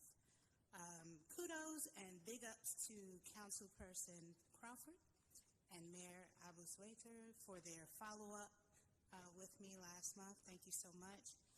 Last month I spoke about the possible ideas for Greensboro Parks and Rec to join the regulatory movement as surrounding large cities to update neighborhood parks for active adults. Then I had Aaron Kennedy from Parks and Rec to contact me and go into further detail about the process of how things may work. No promises made, but at least she was providing information and insight. Nevertheless, I felt heard and I feel invited to the table to have further conversation and discussion for things to change my neighborhoods for the better. It felt great, and I would love for all citizens of Greensboro to feel that way. I invite citizens to speak up at the council meetings and be heard, because this is just the beginning of true community. Yes, so you were able to hear me and answer back. Now you're stuck with me, and I will continue to follow up with you. To be continued. Once again, I encourage council to consider having the town hall meetings that you have at the beginning of the year, allowing more conversation to promote inclusion in needed improvements such as increased sidewalks for access, improved outside lamps for safety, which all can be addressed in the upcoming budget. I look forward to seeing those proposed changes in the upcoming upcoming budget. Lastly, create more consistent platforms to encourage positive dialogue that begets the positive progress. That's my time. Thank you for yours. Thank you. Appreciate it. All right. Thank you. I want to make sure Dr. Roberto didn't come in. No? Okay. Flannery Holton, followed by Del Stone, followed by Louis Medina, followed by Elijah Lewis. So, hi, I'm new to the city. I moved here in August to start classes at UNCG, and I actually have a dream of making an animation studio here in Greensboro. And I'm hoping you guys can clarify something for me, and that's the parking, or the state of the parking, because it's very interesting, and I don't understand it with what you're trying to accomplish with the high rates. So we can have those explained to you where on our parking. Our assistant city manager, Harold, can reach out to you. I do know that we are in line or lower than many of our peer cities on our parking rates, and I know that we've done quite a few things to try to make it better. Okay, because Winston-Salem, when I left Winston-Salem, they were already grappling with external entities that were coming in and buying up parking lots. I don't know if that was going on here or not. No, not that I'm aware of. That's good then. Okay. All right, and she'll reach out to you. Thank you. All right, Del Stone, Louis Medina, Elijah Lewis.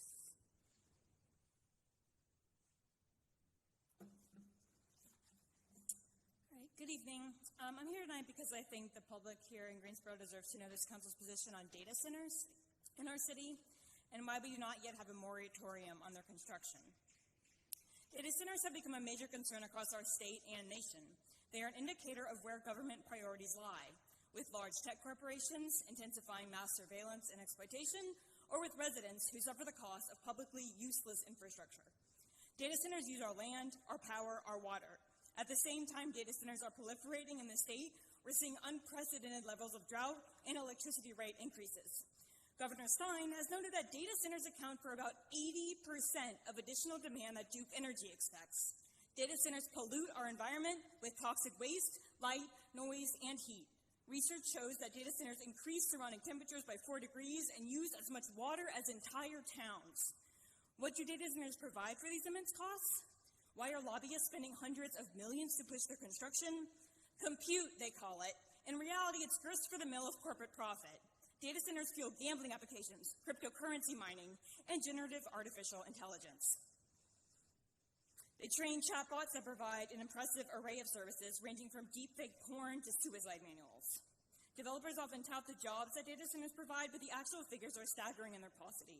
We're talking a couple dozen positions per, at most. Meanwhile, the AI generated these facilities is putting millions out of work, replacing humans with cheaper, highly controllable labor.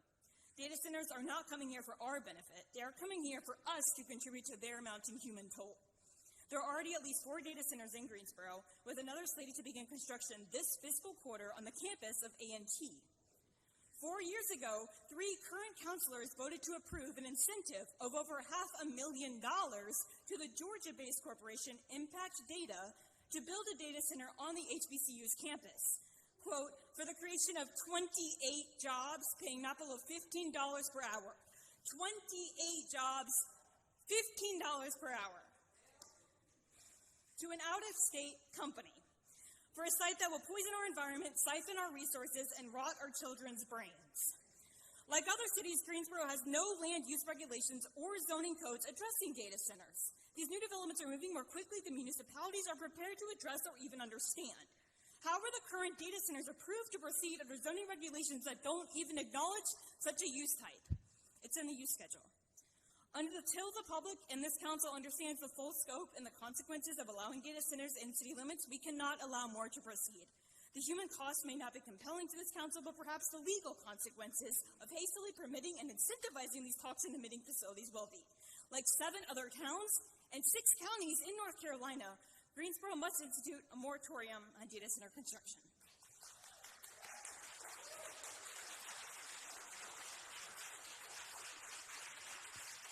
Mr. Medina. Then I have Elijah Lewis, Bria Bonner, and Billy Belcher. Hello, Louis Medina. I want to congratulate City Council for finding solidarity with the city manager. What did they find solidarity on? Not a homeless bill of rights, not a moratorium on data centers, not dealing with taxes, rent, increasing economic stresses on the working class. No, what did they find it? I find it interesting that progressive organizers turned politicians such as Cece and Irving Allen have been able to find some sort of agreement with the likes of Aldous Wader and Tammy Thurm, especially considering they were complicit in a police cover-up of the death of Marcus Dion Smith by GPD. We remember that. That is quite a feat to find solidarity. And what did they find solidarity over? Keeping the process in which we hire police in this city unaccountable and undemocratic as it's always been, changing nothing. I think it's about time that we go ahead and accept that the wealthy, all their armed men and their politicians, and I'm sorry I picked on Cece and you know, Irving, you were all quoted in support of it, right? So just make sure that everybody knows. I only picked them because they're the most progressive. It's kind of their job to pull them left. But we have to accept that there is some sort of solidarity between the wealthy, their armed men, and all their politicians, right? And I think it's about time we start talking about a working class solidarity. Have you all ever seen one of these? You're going to see it more and more as people become more and more impoverished. In fact, I imagine some of you have stuck one of these up before. Now, a lot of us kind of know what it means, and we've had people kind of explain it to us, right? But I feel like there's always a point missing, so let me try. The idea is that a hand is weak, right?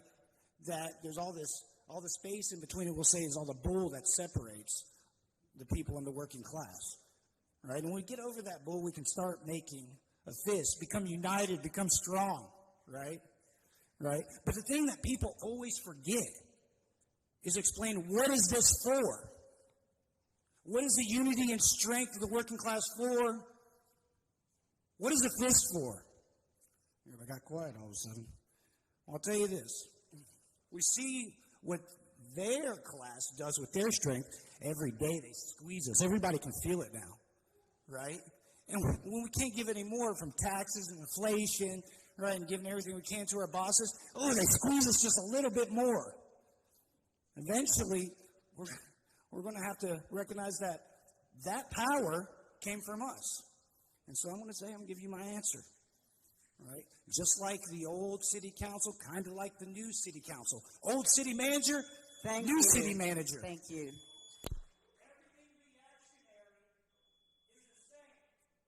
Thank you. Escort him out, please. He hit the podium. I'm not going to put up with it.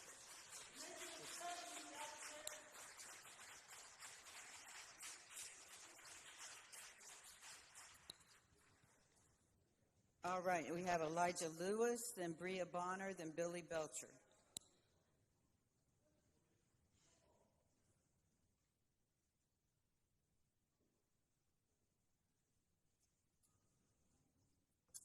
Good evening, City Council. First, let me say thank you for your leadership. My name is Bria Bonner, and I am currently an elementary school educator in Guilford County Schools and a 13-year resident of Guilford County. I've heard you all say you have a desire for students to stay in Greensboro post their collegiate experiences. Well, I am originally from Norfolk, Virginia. However, I chose to make Greensboro my permanent home after graduating from North Carolina A&T and High Point University due to the solid community I established here. So in short, I am a product of your very hope. I stand here today to address the concerns of policing and public safety that I have around the new police chief hiring.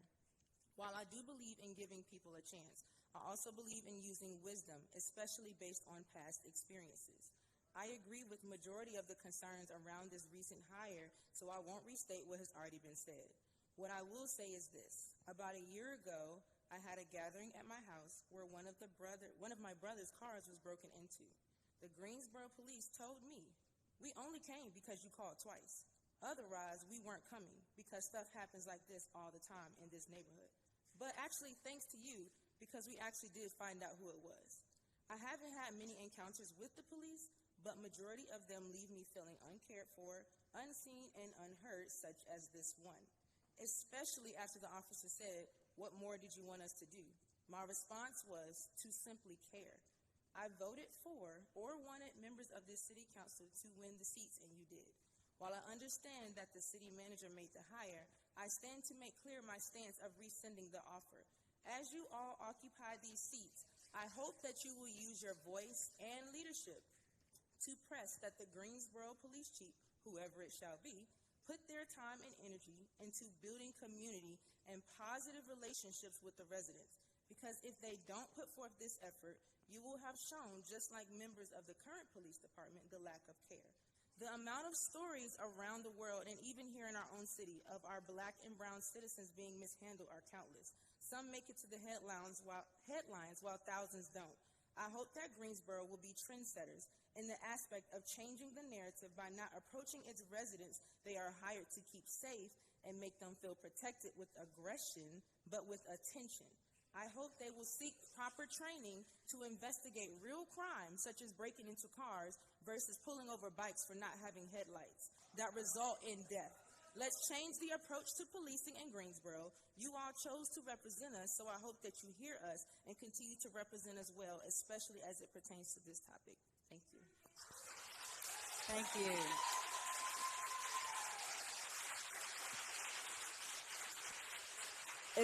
Is Elijah Lewis here? Elijah Lewis? Elijah Lewis? No. Okay. Billy Belcher, followed by Jasmine Breeden, followed by Corey Moore.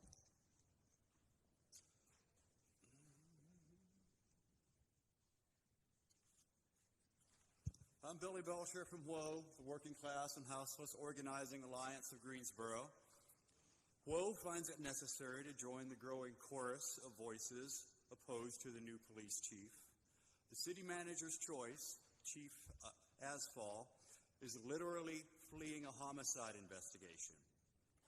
In March of 2026, less than 2 months ago, Reginald Thomas, a homeless black man, was stopped by Dayton police. He had committed no crime, and local community members say he was constantly being harassed by Chief Asfall's police force, and this time Thomas tried to flee the harassment, and the police killed him. The city of Greensboro already has a lot of open sores because our police behave like that. There was no reason for Marcus Smith to be killed by GPD. There was no reason for Duke Crenshaw to be killed by the GPD. There was no reason for Joseph Lopez to be killed by the GPD. And there is absolutely no good reason to hire Chief Asfall to continue to promote that kind of brutality. The new chief's stated methodology just criminalizes poverty. Our homeless community doesn't deserve more tickets and sweeps and arrests and potential deaths. And your community is already concerned about formal and informal cooperation with ICE. You cannot build trust with communities who are already under threat if your idea of safety means ignoring community concerns and focusing more on enforcement instead of protection. Trey Davis, our city manager, is an ex-cop. Mayor Abuswaiter is a longtime shill for the police, so I'm not surprised at their choice for chief. They've opposed written consent reform, they've opposed regulatory stop reform, and I will never forget the mayor's vocal defense of the police killing of Marcus Smith. But the people of Greensboro know that we need a different kind of policing, and the people have made that plain over the last couple of months. And to be honest, we think the city council members know that this is not the future we need for our police department. It's a signal that police reform is no longer on our agenda, and that you're going to be on the wrong side of some justice movements if we move forward. Nobody elected a progressive city council slate so that we could hire the police chief running from the murder of Reggie Thomas. That is absurd. And if that is your choice, then we're going to fight you every step of the way. Have a good evening.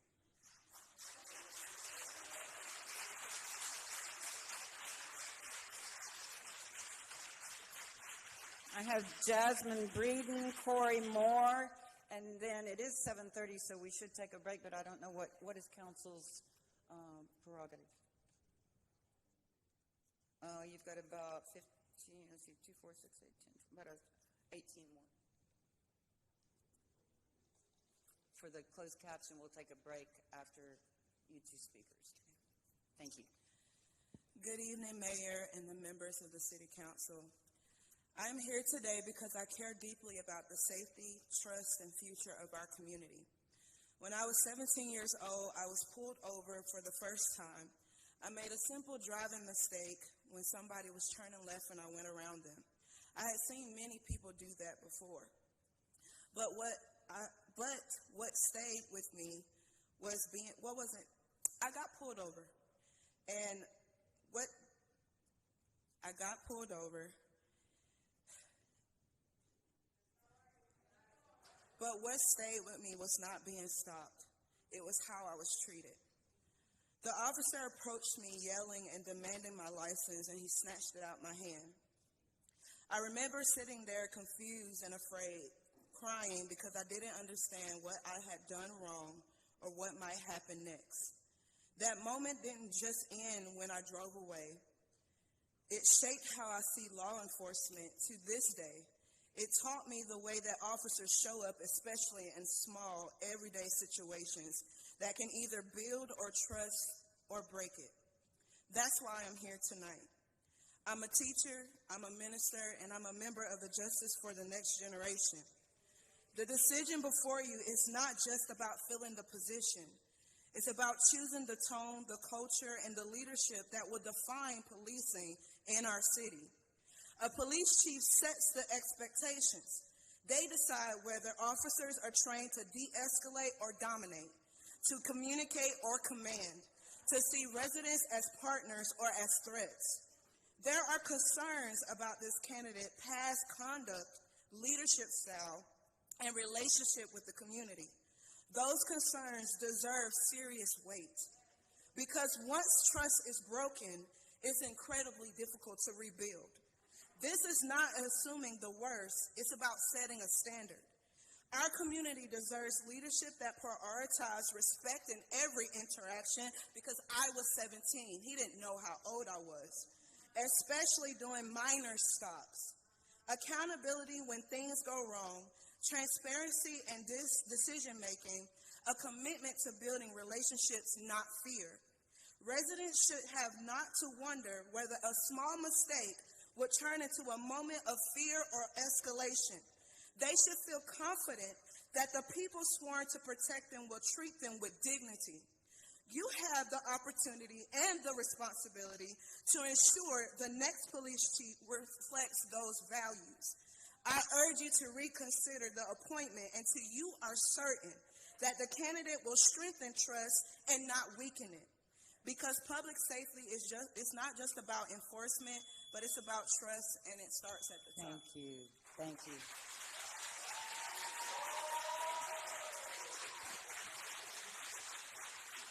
All right, Mr. Corey Moore, and then we will take a 10-minute break. All right, thank you. Good evening, Madam Mayor and council members.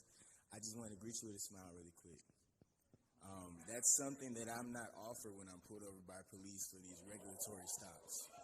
And I'll be looking down at my phone, as I'm sure some of you might do as I'm talking. Unlike many of the officers, as I stated, that come to me for these stops, I'm not met with the same respect that I just showed you.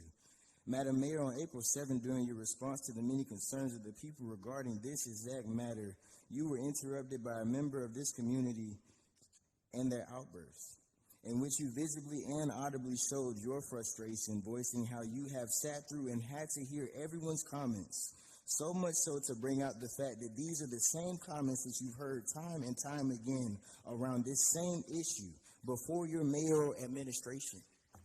I have no statistics for you, but I can let you know transparently that your clear disregard for the people's voice in this involvement in this matter is infuriating.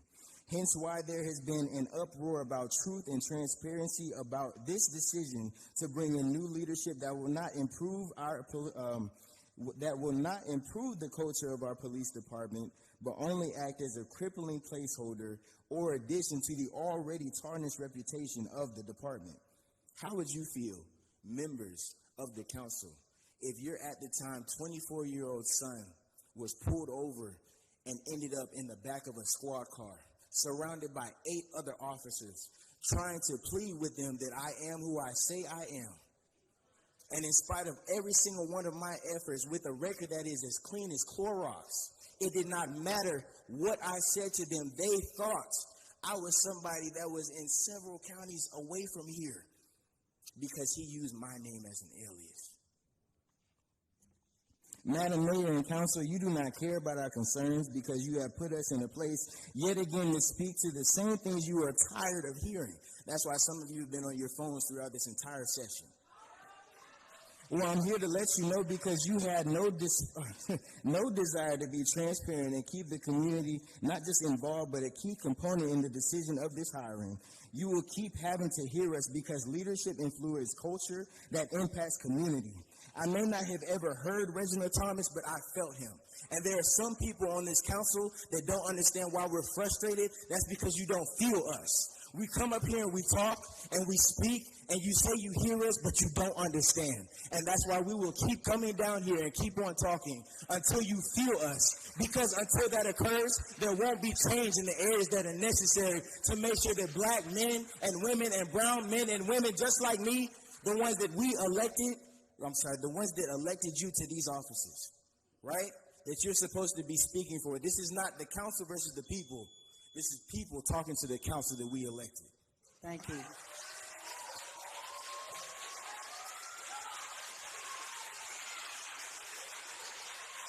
All right. We will break for about 10 minutes and be back, let's see, what time is it? By 7:55.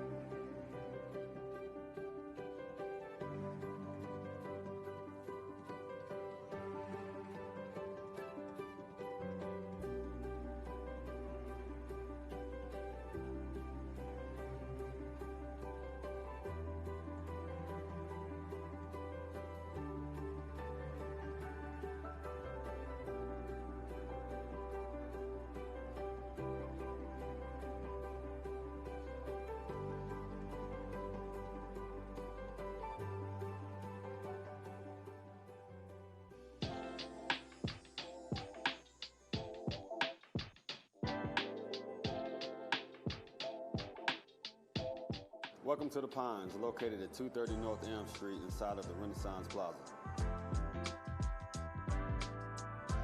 We offer an all-day brunch menu featuring our newly added shrimp and grits. The Pines is found between LaBauer Park and City Center Park, so people of all walks, backgrounds, dogs included, are welcome. Again, we are the Pines found inside of the Renaissance Plaza across the street from Tanger Performing Arts Center. Find us on Instagram at The Pines NC, website thepinesnc.com. You would probably call this a soccer net. Well, this summer is actually a football net. That's because Team Norway is calling Greensboro home during their stay for the 2026 FIFA World Cup. Today, we are proud to announce that the Norwegian national football team has selected Greensboro as its team base for the FIFA World Cup 2026. Chancellor, what did it take to make this happen, bringing Team Norway here? Well, it took collaboration from a variety of stakeholders. Usually great things happen when people collaborate. So it's the city, the Sports Foundation, the Visitors Bureau, and UNCG all coming together, setting aside agendas, and working for one collective vision. And you know, you're right here in Greensboro, so we think everybody in Greensboro knows what's happening on campus, but that's not always the case. Can you tell us a little bit about soccer here at UNCG? Well, we are a really competitive national soccer program. We've gone deep in the NC2A playoff twice in the last 3 or 4 years. A very strong soccer program and a rich soccer tradition. It is one of our premier sports, and we have a fabulous facility. Yeah, and that's one of the reasons the team actually chose it, was because of this facility, not only because of Greensboro, but because of the beautiful facility here at UNC. We have a wonderful soccer facility, a wonderful stadium, the training facilities, the weight room, the physio room, everything is just a few steps away. And you pair that with the things that Greensboro has going for it, hotels that are conducive to this sort of thing, and it really makes a good match, and we're thrilled to have the Norwegians. Mayor, have you been practicing your Norwegian? I have. Tony Cordo is giving us a few pointers on that, so that's exciting. What do you think about the Norwegian team making this their base camp?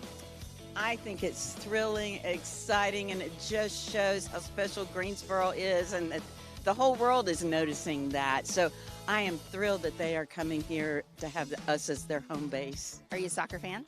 I am. I watch it all the time. My kids played soccer. They played all kinds of sports, but they love soccer. And, I watch it a lot. And having Greensboro on a national stage, what does that mean to you personally? Oh, I say this is a global stage. So I am just thrilled that, the entire world will be looking at us, because the Norwegian team, hoping they go all the way up, that they're going to be watching Greensboro as well. They're going to get some new fans here in Greensboro, too. They sure are. And I think that's one of the best things that can come out of this, is to show the camaraderie, show how much our service industry loves them, our hospitality, all of the things they can see here, and who knows what horizons will open up after that. Tell us, what does it take to bring a team here like what's happening? This is a little bit of an anomaly, I will say, though. It's funny with playing in the World Cup, it's very much like quiet leading up to it. All of a sudden, it's a flurry of activity, right? And that's in contrast to many of the events that we bring other times a year, where we're working 10 years out to book these events with the meeting planners or tournament planners. But in this case, it was a matter of, they reached out to Sports Foundation initially there, I want to say like a couple of months ago, and all of a sudden you got to help find places to put them. And we suspected we were getting a team, but you just don't know what you're getting until a little bit closer to the actual event here. But we're incredibly excited. I mean, as you heard, they selected us because they like the culture here. They like the outdoors we've got and love the facilities here at UNCG. And it's exciting to see that we were selected. Yeah, so they come on June 2nd. How long might they be here? A few weeks. So they're amazing success that they're going to have has a impact on the stay, of course, but I would anticipate at least a few weeks in town, and it's going to be very exciting to see them here. Yeah, so will there be any access to the public, and what does that look like? Yeah, so they usually commit to doing an event that the public can enjoy. So what that looks like is still to be determined, whether it's a scrimmage or a meet and greet or some sort of open practice where you can watch them, but that's an opportunity for residents, students here to go out and see what's it like to see a FIFA team up in person, really, right? That's a once-in-a-lifetime opportunity, regardless of the team. I feel like we're going to need to get some jerseys now and some T-shirts, having a Greensboro and Norway on them. Right. Well, that's a joke, and I started the year with a different color. I follow a lot of the World Cups, but I guess this year I'm going to be red and blue from now on. Team Norway, Amen. That's right. Yeah, so I know that you are a soccer fan. What does it mean personally to you? It's excitement. I mean, I love anything soccer, honestly, but it's just exciting to always get to see, things in person, right? There's a difference between watching something on TV and going to an actual match or tailgating before. The whole experience of it is a package, right? But having them be so close to here, it gives you somebody to root for. And there's something about having that, hometown pride that changes things. When you live in a community, it's fun to pick that team that's in your community.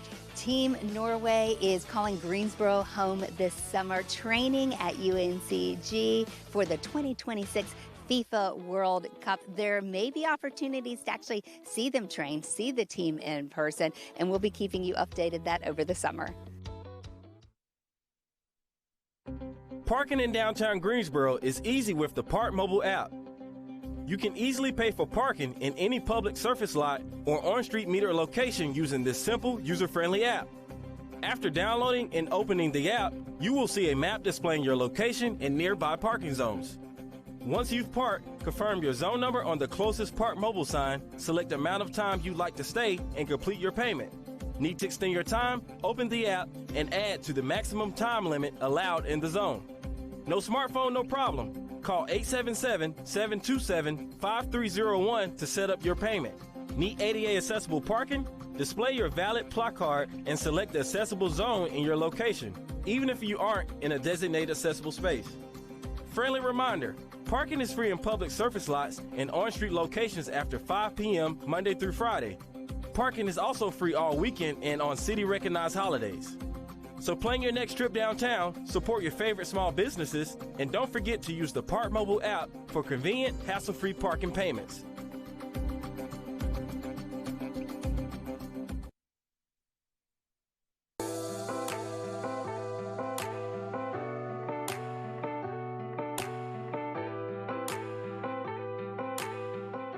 Welcome to Cream Sip and Scoop, located in the heart of downtown Greensboro at 410 East Market Street.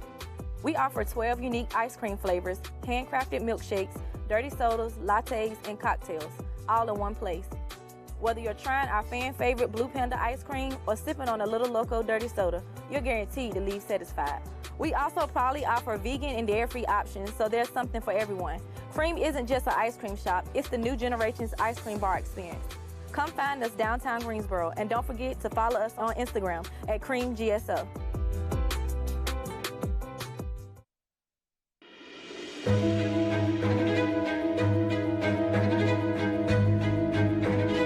Team 1A, take one.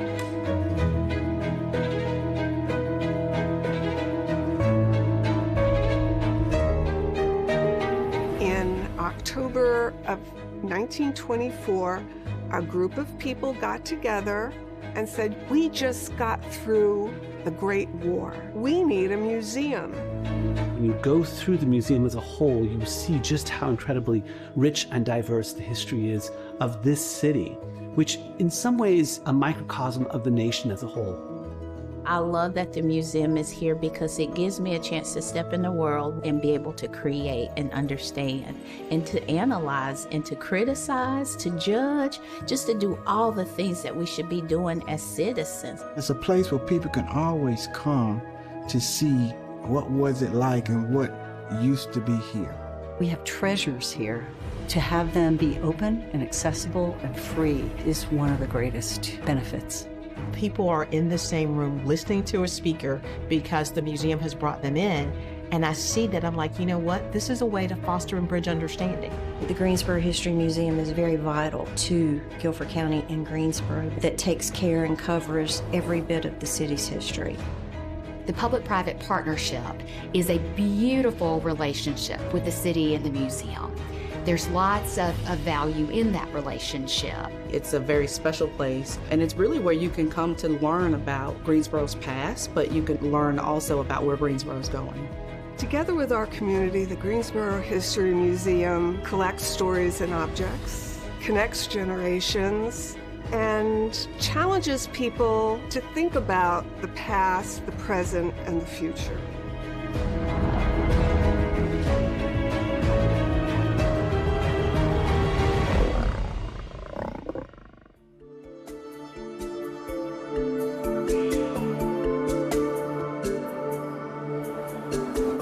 A local museum is just as important as a state museum or a national museum. We have the responsibility of capturing, maintaining, and telling the story of people and community. Our archive consists of around 700,000 individual items, including documents, photographs, maps. It's important to collect materials from our local history to provide our community with an identity. Everything from archaeological material to military material to pieces of fine art. It's a little bit of everything, and it really shows you the breadth and history of Greensboro. And they range in date from about 14,000 years ago to very recent. It's really eye-popping to see part of the Woolworth lunch counter. It's incredible to see a WFMY News 2 vintage camera. It is incredible to see a dress worn by Dolly Madison. So seeing these artifacts, getting a sense of their size, their color, how incredible it is that they even survived. That is the value of the Greensboro History Museum. I so much enjoy the log house, the buildings in the park. I so much enjoy being able to go into those spaces and see how a family of 9 managed to survive in a 3-room house. When I saw the worn army jacket, I related that to my father and to other that served in World War II. And so I thought, this is something that I would like to see restored. It's a documentation. Future generations are going to be able to look back and marvel at how different it was, or how cool it was, or maybe even how innovative that we were. It's our job not just to tell the stories of the past and educate about the past, but also document the present, because we take our job so seriously of taking care of what we have here for future generations. Those stories can continue to come. More mysteries will unfold.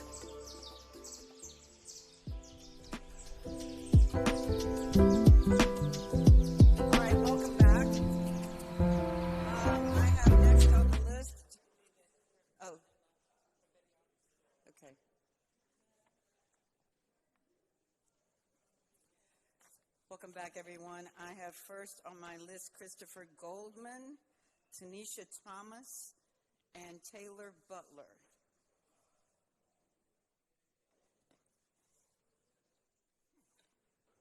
Go ahead, Mr. Goldman. Wait, is your microphone? There we go.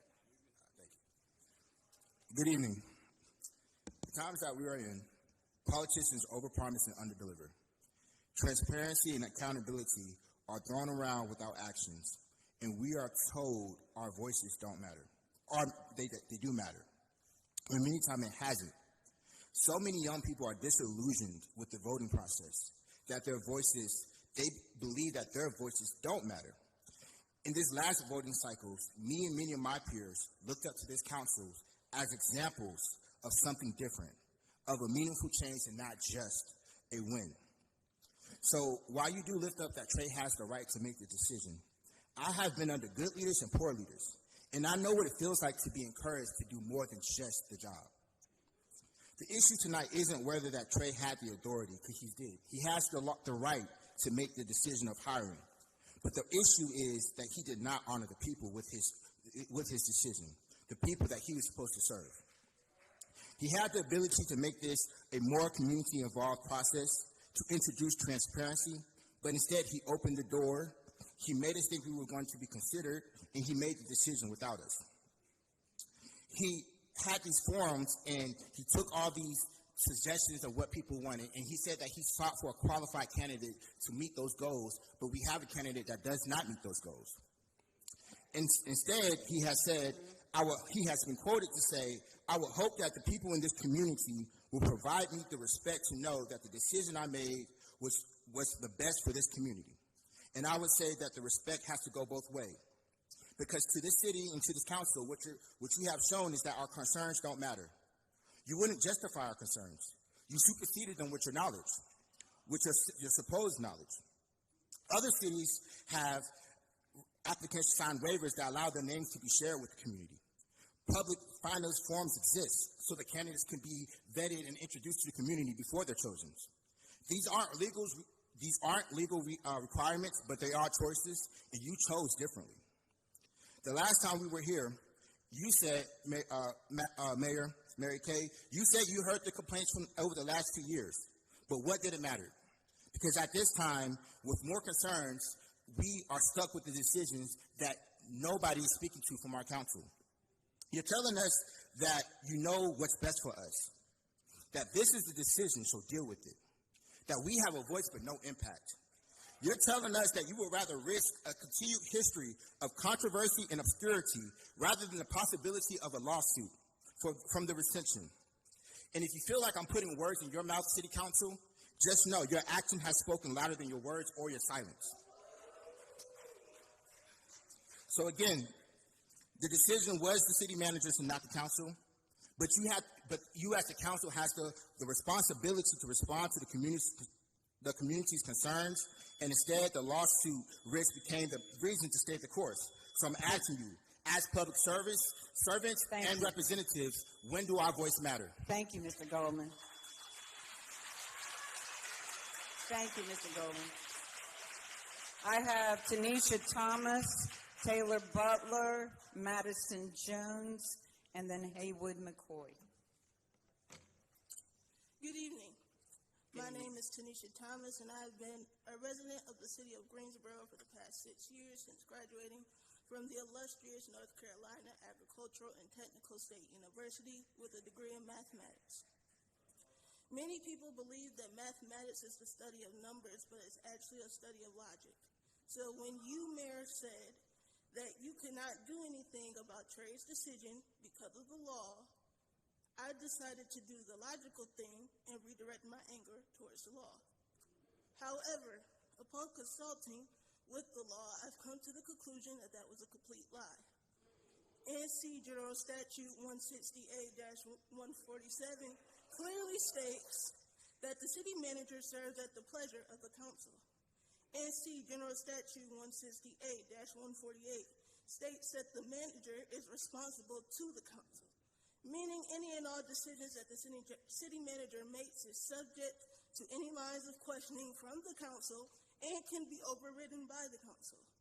This is also underscored by NC General Statute 168-67, which vests general management powers to the city council.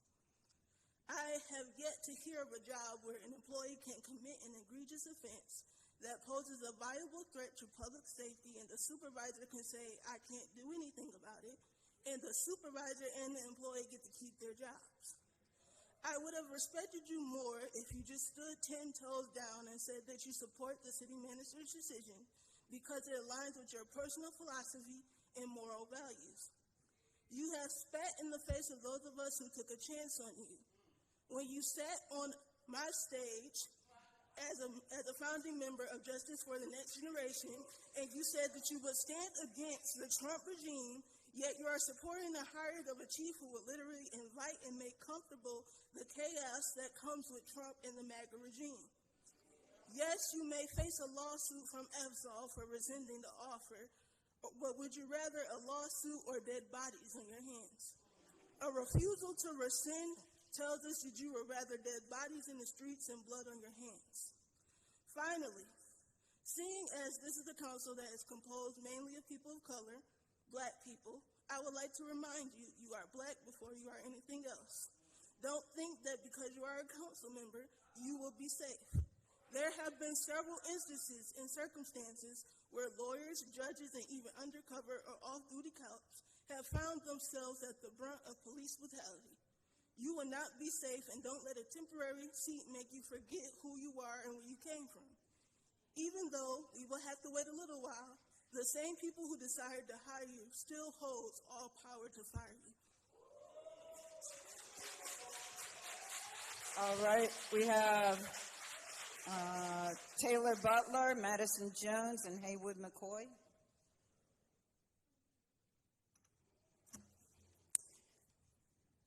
Hi, your name, please? Good evening, Mayor and City Council. I am, along with so many others, a disappointed and very concerned member of our Greensboro community.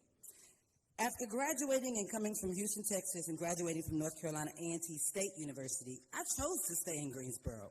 I anchored myself in a ministry that has birthed and nurtured social justice work in me. Like others have said, Justice for the Next Generation has been uplifted. And I've had the pleasure of being exposed to so many community and political leaders that gain support from the people by their beliefs and their promises. It's so easy to say what your intentions are during a campaign, which you all have said. I've heard them. It's easy to actually believe the words you're saying and mean them in the moment, which I also heard you mean, at least I felt. But actions will always be the foundation of truth. And so far, that foundation needs work.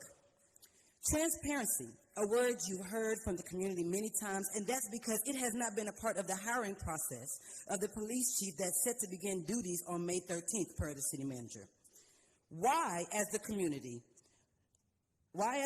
must we feel timely pressure to show up and make you listen to how much we disapprove of the process and choice for such an important role in our public safety, while you all corral around each other and play a planned defense against our concerns?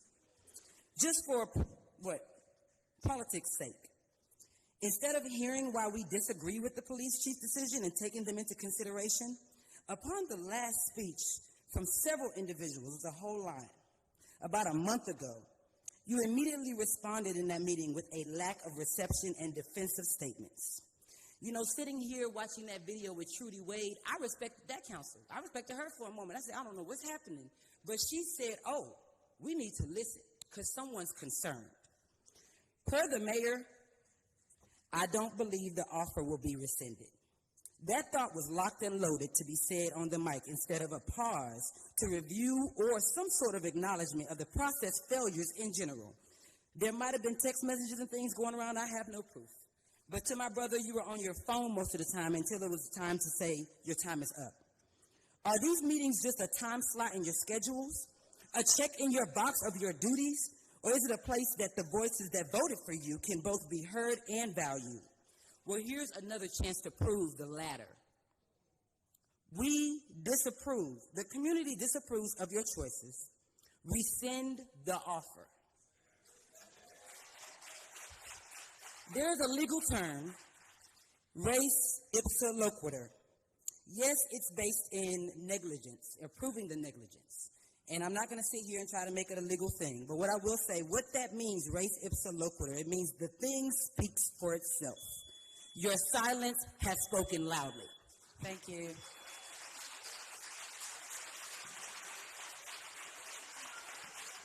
Ms. Madison Jones, is that right? And then Haywood McCoy, Tanisha Richards. Good evening, mayors and members of the City Council. My name is Madison Jones, and Greensboro has always been home to me. I've stayed actively involved in my church and community, intentionally building a strong foundation for my future. As a graduating senior at the great James Benson Dudley High School, I've committed myself to listening, inspiring, and uplifting my peers, and I've recently had the honor of serving as the 93rd Miss James Benson Dudley High School. During my time, I've used my platform to be a voice for others, encouraging students to speak up and be heard.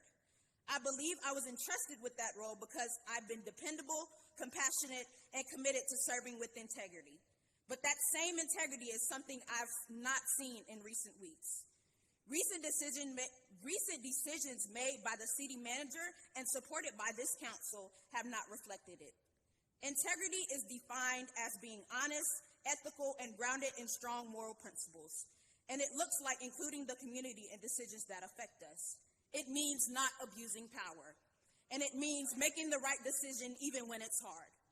Integrity would have looked like choosing Ms. Stephanie Martis as chief of police, someone who knows our community and has done the work to connect with the people, and is known for her leadership in policing reform and public safety outreach. But your actions have shown that integrity is not and was not at the forefront when making the decision to offer a position of such high regard to someone whose community they are coming from does not reflect integral values, whose community they come from has been honest in telling us that he isn't even what they want. Why would we want and entrust our community to someone whose own community doesn't want them? Why would we not offer the opportunity to someone who already has the community's trust? As someone who has been in Greensboro my entire life and considered going out of state to further my education, but chose to stay rooted in my city at the illustrious North Carolina Agricultural and Technical State University, and the community that has shaped me to be a leader in my society, I fear with recent decisions of the council and city manager and council alike, true leaders and those who have been raised by this very city will be ignored and overlooked despite being educated, qualified, and entrusted by the very citizens we serve. I stand here as a reflection of this community, one that deserves to be heard, valued, and respected. We are not asking for perfection, but we are demanding accountability, because decisions made without the people are not made for the people. Choose integrity, choose this community, choose to rescind the offer. Thank you. Thank you. I have Mr. Haywood McCoy, followed by Tanisha Richards, followed by Reverend Greg Drumright, followed by Jason Hicks.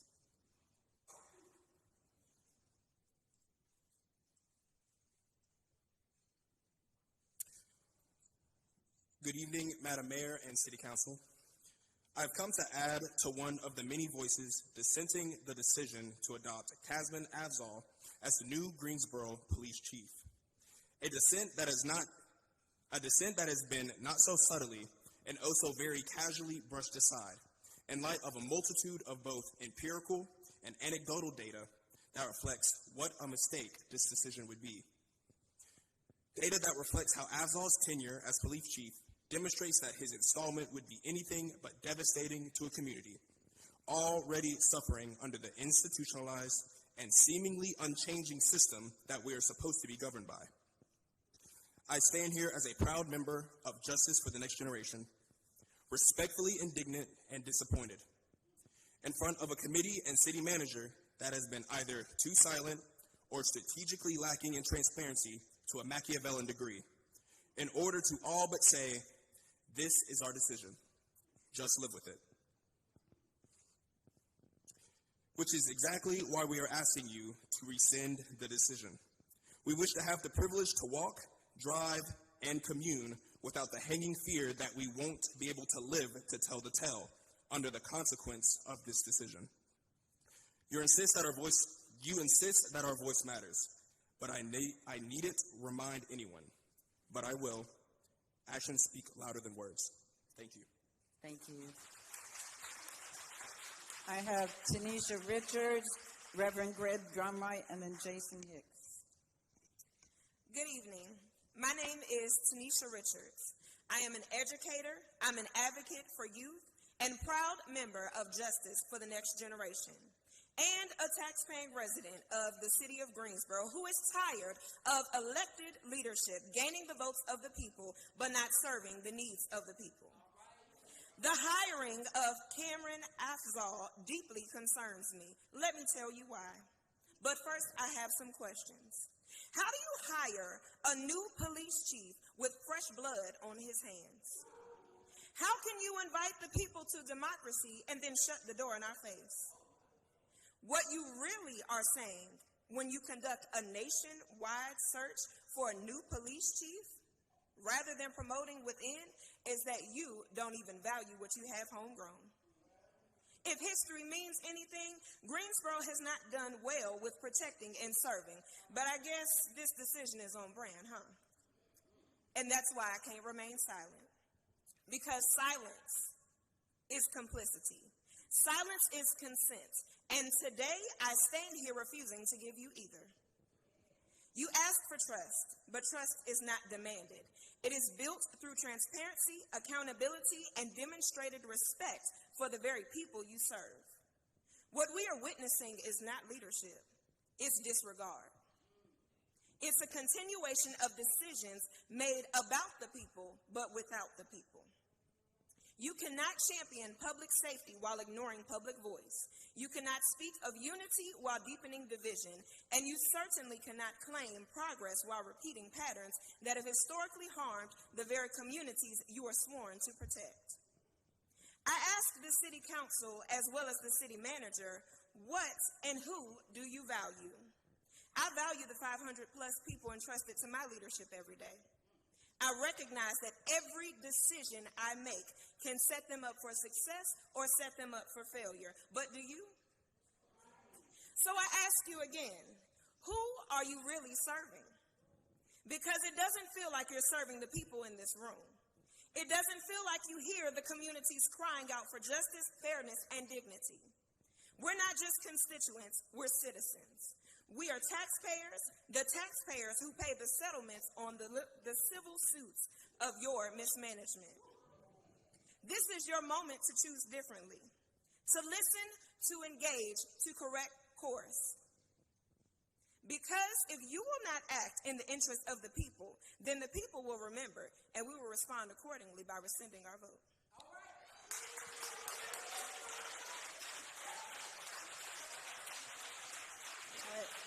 Reverend Drumright, and then Jason Hicks, and then Dina Hayes Green.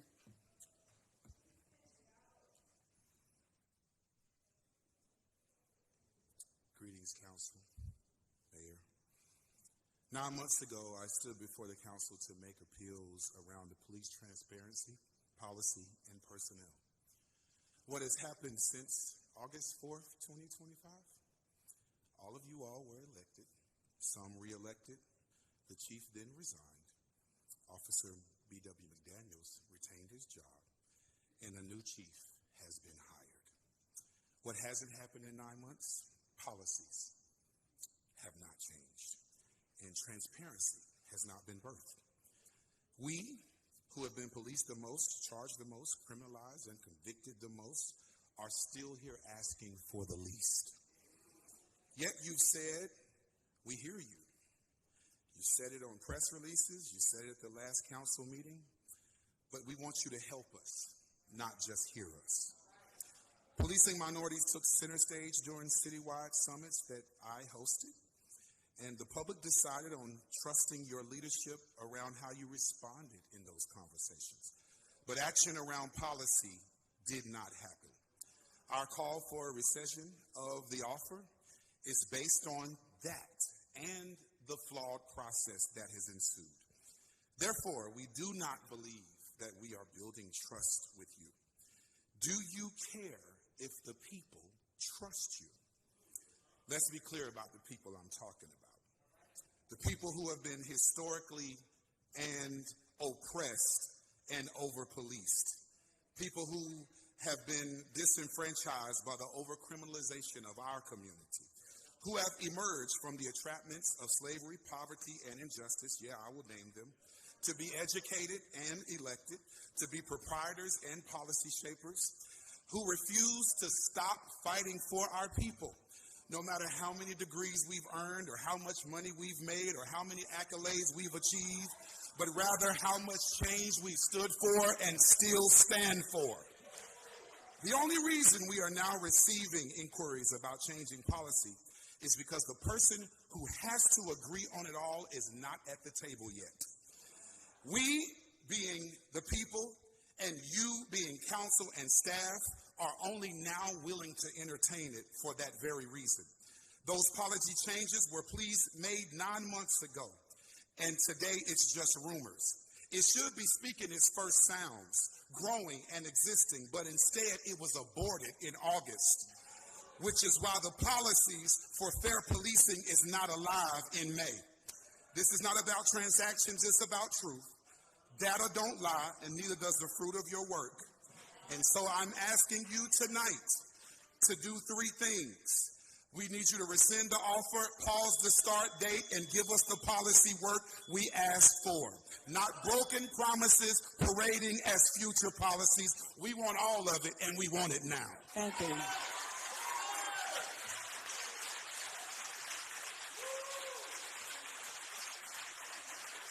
I have Jason Hicks, Dina Hayes Green, Reverend C.J. Brinson.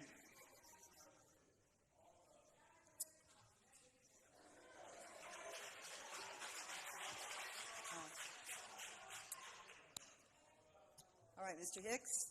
There's a long tradition in this country, specifically in the South, of people in power waiting for the right time, waiting for the anger to settle, waiting for more data, waiting for the community to grow quiet.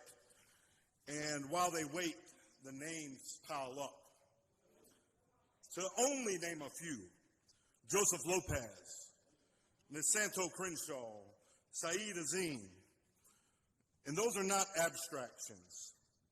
Those are human beings. And they are part of a pattern that happened under a continuous line of administrative oversight that has never been interrupted, never been restructured, and never been held to account. And I am talking about Trey Davis. From 2019 to 2024, Trey Davis had direct oversight of the Greensboro Police Department. In October 2024, Trey Davis was promoted to city manager.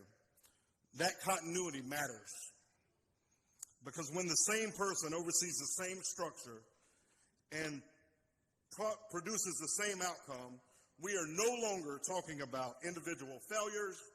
We are talking about a system doing exactly what it was built to do. The data has confirmed what the community already knew. Under this period of oversight, traffic stops conducted on black residents will increase by nearly 10%. Black residents Searches of black residents increased by 25%. Not decreased, not held steady, they increased under the watch of Trey Davis. That is not a community perception. That is your data. And it means that every year this structure has remained in place. Black residents in this city have been subject to more contact, more intrusion, more risk, and more harm at the hands of the Greensboro Police Department. Someone will say these problems are complex. They've always been complex. They have been complex for over hundreds of years, and that complexity has always protected the people at the top while the people at the bottom keep waiting.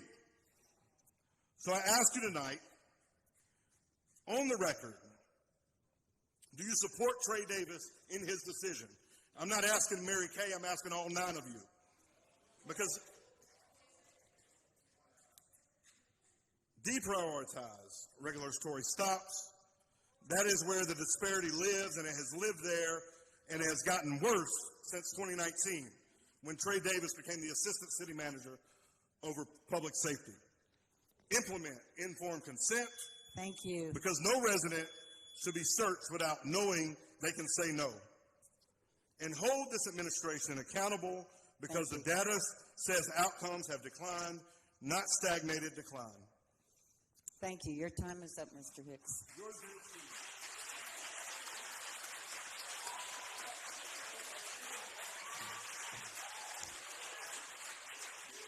Ms. Green? Good evening. My name is Dina Hayes Green, and I live in Southeast Greensboro. I just want to talk about how ironic this situation is. I know you all have to feel this. The passion and the conviction of your history of activism and advocacy, and the incredible indifference to the very community that you said you were bringing with you. You've got to feel that. I do. Not all of you had such strong ties to this community, but you all responded affirmatively on the campaign trail about the concerns of this community, and particularly in regards to law enforcement. I'm stunned and disappointed that this has been your response to the people. I'm telling you, as one of the many people who know what it's like to be on the other side. I've been on that side, and for 25 years, I've been on this side. And I want you to know you do not have to compromise your principles of truth to serve the council and to serve the community. The community has real valid facts and concerns, and the real question is whether the process is designed to identify a leader who understands the full context of public safety, including the historical and structural conditions that drive the outcomes that we see today. We are concerned about safety. We're concerned about the safety of citizens as much as we are concerned about the safety of our community. But we cannot separate this decision from the disparities that persist in policing. We cannot talk about public safety without also talking about trust, accountability, and equity in outcomes. You all use equity a lot. Inequity is violence. Whether it's maternal and child health, whether it's housing, whether it's law enforcement, it is not something to be overused. At a previous meeting, Mayor Abuzawader, I think it was the first meeting that the speakers were asking for the offer to be rescinded. And I believe you said in your closing comments that the offer will not be rescinded. Okay, well, I'll have to go back and check that. And in the meantime, until I confirm whether that's true or not, you all know that the mayor speaks for the council after you have made a decision, not before. Thank you.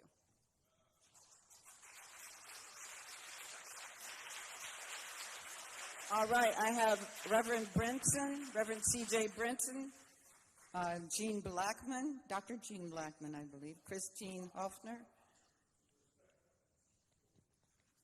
Well, I do want to say, unless it's on my sheet, it just doesn't say doctor, but I do happen to know you're a doctor, so I apologize. It's no problem. I'm Gene Blackman at home. Is Reverend Brinson here? I don't believe he's here. Okay. Good evening. I want to go on record, if I haven't already been, to say that I am not a fan of this police hire. Greensboro, as you've heard, some of the stories have already had their challenges from our police department here. You've seen the data, you've seen the disparities, and we have a gentleman who's coming from a smaller city with data that's worse than ours. That doesn't really make sense to me. But what is concerning from my council and some of the city staff is that I haven't heard anything about how the community is going to be protected from this decision. So the first question I have is, how are we grading this gentleman when he comes? How are we grading him? What metrics are we using to grade him to decide whether, he's doing his job or not? Then the next question is, we know that regulatory stops is an issue here. We know that written consent, not having written consent is an issue here. Use of force is an issue here. So what are you going to do to protect the community? What are you going to do? If he does not implement these things that we're asking for, that you've heard the community ask for, and it makes sense because we have the data to show that it's necessary, are you all going to commit to putting some policy in place to make sure that those things happen so that your community is safe? Thank you. Thank you. Do it now.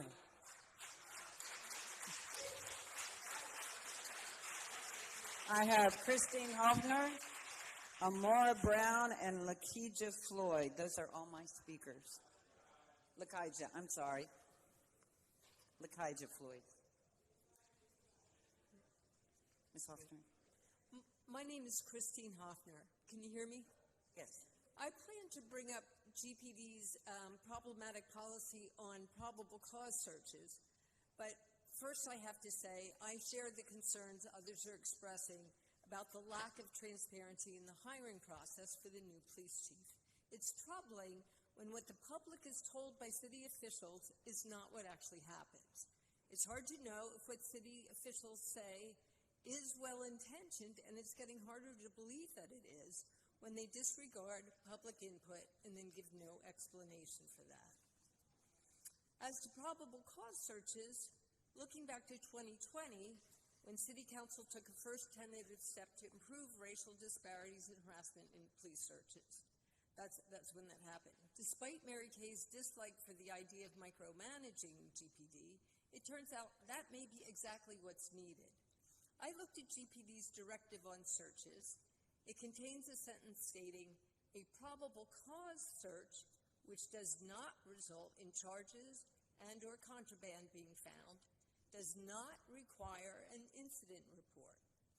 This means the accuracy of the data we have on how many probable cause searches are actually questionable.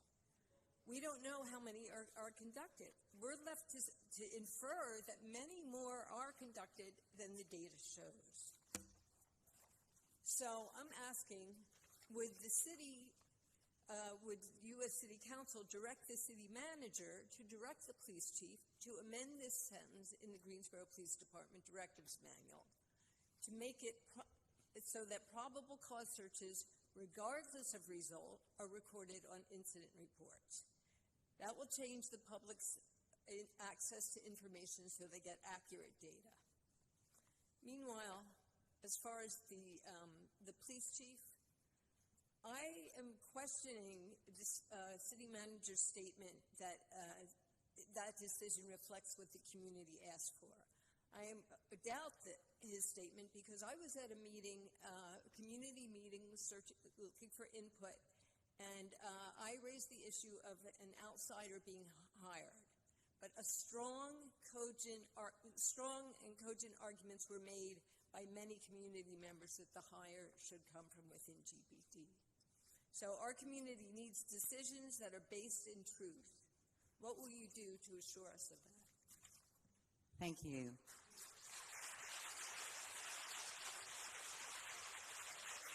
Amora Brown, and then Lakijah Floyd. Hello. I've been thinking a lot about this saying, that there is no such thing as a good cop in a racist system. It comes from the understanding that no matter how well-intentioned someone may be, when a system is corrupted, over time, even those with good intentions will eventually have to decide whether they will be bold and courageous enough to confront the system or cower and conform. I have to ask, what is becoming of this board? Because while I don't believe you set out to fail us, we are watching in real time everything you said on the campaign trail be put to the test. You all said things like, I believe in bold action. You called yourselves champions for change. You ran campaigns that centered the people.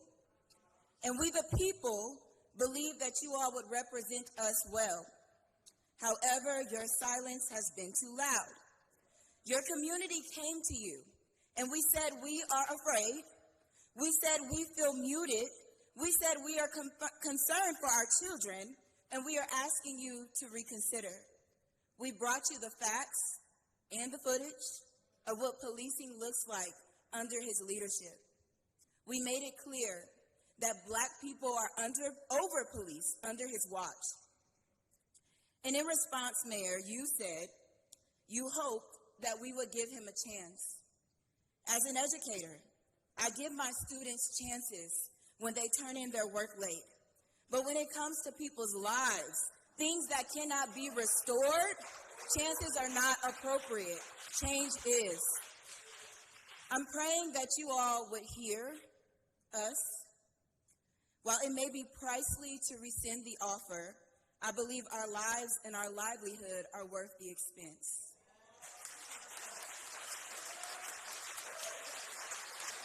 All right, Ms. Floyd.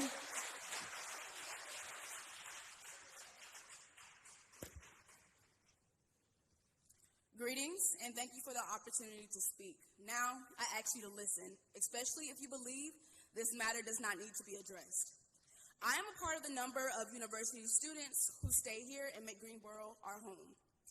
I'm also a part of students who have, for the past 2 semesters, have been in a research study of the events leading up to and the events following the Greensboro Massacre of 1979 in collaboration with North Carolina A&T's English and Theater departments that has now gained recognition for a film adaptation. And if there is anything that I have learned about Greensboro, it's the strong, deep history of civil rights, social justice, and civic engagement. So it is extremely disappointing that the decision has been made to hire the chief out of Dayton, Ohio, who has a history that is the complete opposite of our city's goals. Or is it? Key skills for this position in Google list community policing, budgeting, and ethical leadership. His history knows no community, nor does it point to ethical leadership. And if we need to, then we can go to what happened to Reginald Thomas. But I want to go into a different direction. City Council, why the silence? What do you want us to believe about your ability to make decisions, advocate for us, and support us? Do you want us to have confidence in you, and you, and in you, and in you, and in you? What picture does this point to? What picture does this paint to excelling graduating students from the 6 educational institutions this weekend? I'm in the numbers of those students, so I will answer, is this distasteful? Why are we still fighting for basic principles like integrity, accountability, and transparency? If a thorough process was conducted, was it truly oversight, or does he meet our qualifications? Does he meet your qualifications? Do you want over-policing on police brutality? Are you ready to accept the consequences of hiring someone for a limited tenure that will only place us back into a cycle of a search? When I think of City Council's impact so far, it is sadly only overshadowed by pressed lips and concerned stares. I only hope that your meetings on pressing matters other than this do not reflect your responses to this issue currently. Please rescind the offer, implement some policies, do something, because your hands aren't tied, and my vote matters, right? South Carolina State students actually just protested because the selection of a clearly MAGA conservative speaking at their commencement. Their Republican representatives responded by taking away funding from the historically black university. So is this what you're afraid of to rescind his offer? Now really, which weighs more and has a greater lasting impact? The bad hire or your high risk of rescission? Thank you. All right. I believe Mr. Lewis was on the sheet earlier, and he has arrived now. Mr. Lewis, thank you. Elijah Lewis. Thank you. I'll be brief. A lot has been said tonight, but I just want to reference some quotes that have come to my memory in the midst of all of this that's going on. Mr. Allen, let's build together. Together, we can make a difference in our community and ensure a better tomorrow. Ms. Roth, growth, safety, and opportunity. Ms. Crawford, build, support, and ensure safe community. Mr. Marshall, who's councilman in my district, maintaining family values and building better community. Ms. Thurm, maintaining strong leadership in another term. And Mayor Boozawaiter, keeping Greensboro moving forward. Like I said, a lot has been said tonight, but these are things that you all have said to us. In the midst of your campaigns, in the midst of pulling for support to be in the seat that you're in. And I can actually look at a lot of people in this room who are actually standing at the polls for you all. Standing in the cold, advocating for these same points that you put on paper, not just for a paycheck, but because we believed in them. And we believe that you all would uphold these things in the midst of where you are right now. That was back then, but here we are today. And we're not here to say that to discount the work that you've already done or what can come forth, but we're here to help you to understand that there is no possible way that you can uphold your word by making this decision. As temperatures increase outside and tensions rise in here, we all have to go home and wonder, will the people that we love and we support come home safe? Will we walk outside and be brutalized as we have been before? Do we have to continue to walk outside and be oppressed as we always have been before? Will a change really come in this time that we're in? A change hasn't come. Decisions haven't been rescinded, and there hasn't been transparency in the midst of this process, even in the midst of all the outcry that you all have heard. And now our community doesn't just have to see this on our news feed every day, but now we have to listen to the silence of our own leaders. And I'm sorry, but you just can't disconnect the problems that are going on around us with the leaders that have been put in place, Mr. Davis. And if you can look around this room and look into the communities that you're in, look at the communities that you support, and say that you care about anyone in those communities, you have to look ahead and not behind. You can't sit there with a muzzle on your mouth thinking that change is going to come. Thank you. We need you to rescind the offer, and we need transparency.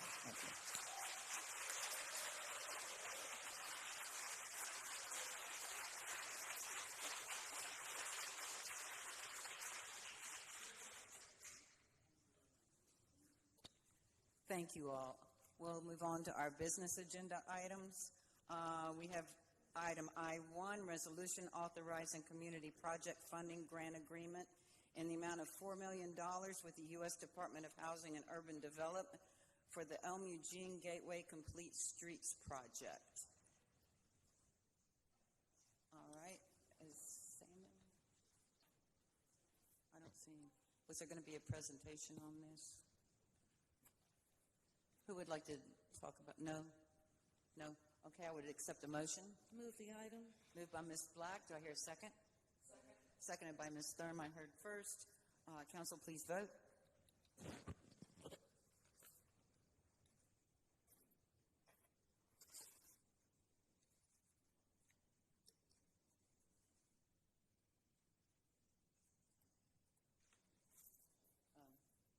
Hers still isn't working.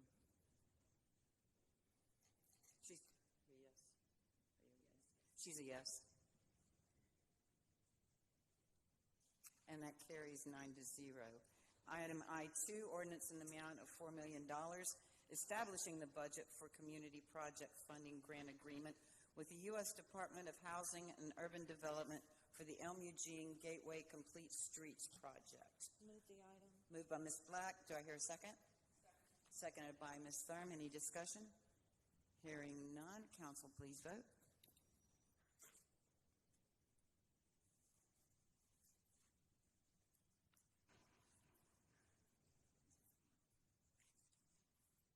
And that passes 9-0. Item I3, resolution authorizing amendment number 6 in the amount of $82,000. Let's get those decimal points right. $82,195 to contract number 2019-5160 between the City of Greensboro and Vines Architecture, Inc. for the Windsor Chavis NoCo Community Complex. Move the item. Moved by Ms. Crawford, seconded by Ms. Black. Council, please vote.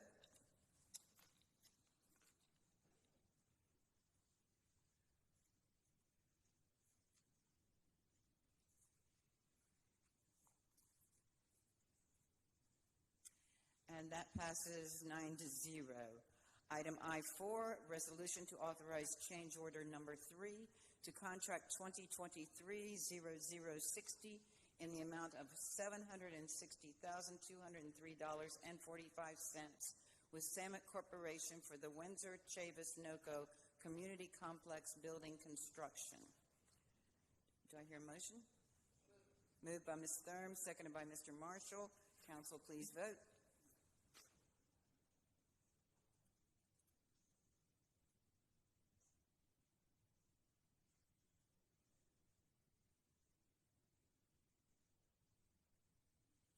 And that passes 9-0. Item I5, resolution authorizing the submission of the 2026 to 2027 annual action plan application for $5,780,763.28 to the U.S. Department of Housing and Urban Development HUD funds and the conduct of program activities for the 2026-2027 fiscal year. Any questions? I would accept a motion. Moved by Mr. Marshall. Do I hear a second? Seconded by Mrs. Thurm. Council, please vote.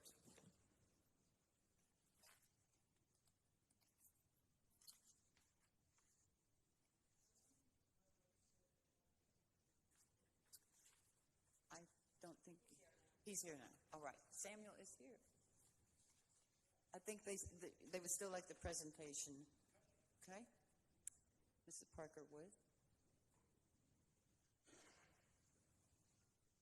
The presentation goes with the next item, I believe. Okay, the next one, Ms. Parker. All right, Council, please vote. We're voting on this one.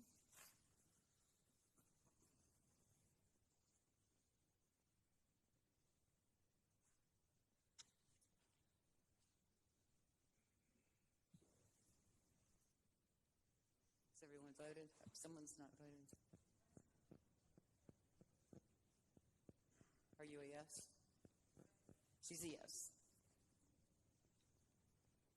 And that passes 9-0. All right, item I6, resolution authoring the acceptance of $5,780,763.28 U.S. Department of Housing and Urban Development HUD funds and the conduct of program activities for the 2026 to 2027 fiscal year. Mr. Hunter. Good afternoon, Mayor Pro Tem, members of City Council, Samuel Hunter, Housing and Neighborhood Development Director. This is something that we bring to you all on a regular basis. This is something that has to be approved by the elected bodies so we can submit the annual action plan to the Housing and Urban Development. I do want to acknowledge Shantae Lewis Fleming from my department, who is critical for the construction of this document in this presentation. The consolidated plan really outlines how we plan to expend our federal funds on an annual basis. So we do something called an internal funding application to support the annual action action plan. So we received proposals from multiple departments about how they anticipate spending those funds. You can see the breakdown of the funding that we have. So we have a number of different funding sources. We have our Community Development Block Grant Fund, our Home Investment Partnership Fund, our Emergency Solutions Grants, and our Housing Opportunities for Persons with AIDS funding as well. And that comes to the City of Greensboro on an annual basis. That is a formula that HUD uses based off of population size and the community needs. These are just some of the proposed activities on how we plan to expend the CDBG funds. So administration, housing rehab, public services such as emergency shelter operations, neighborhood arts program, park renovation, and then we also reserve funds for contingency. Very similar with the Home Investment Partnership Funds. This one is specific to vertical construction of affordable housing, so we use a lot of that for affordable housing development. We have a program called CHODO that you can see on your screen, but that is an acronym for Community Housing Development Organization. Out of the Home Investment Partnership Funds that we get on an annual basis, 15% of those funds are set aside for the CHODO activities. We do an open application every year for people that are interested in establishing a CHODO organization. This year was our first year doing something very innovative doing that. We really partnered with 3 different CHODOs that applied to the city to construct single-family housing. Those will be some items that we bring to you in the near future. But we encourage any other type of organization that is interested in doing community housing development operations to reach out to our department. We'll see how we can get you involved with that. Emergency Solutions Grant, that's really to our homeless prevention efforts. Rapid rehousing, transitional housing, and utility assistance is how we expend those funds. And then the Housing Opportunities for Persons with AIDS, often called HOPWA, that is specific to people that live with HIV or AIDS, and they have, and the funding spans from Guilford County, Randolph County, and Rockingham County as well. Very unique. The City of Greensboro is the largest city in those counties, so we are the pass-through for those funds. So this is what the process looked like. So we brought an iteration back to you all back in March, and then we also did a public hearing back in February. And so now this is the time for the formal adoption of the plan. Any questions? Any questions? Sure. Yes, ma'am.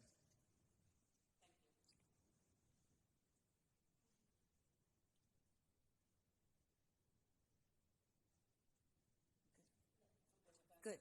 Great. Thank you, Mr. Hunter. All right. I would accept the motion.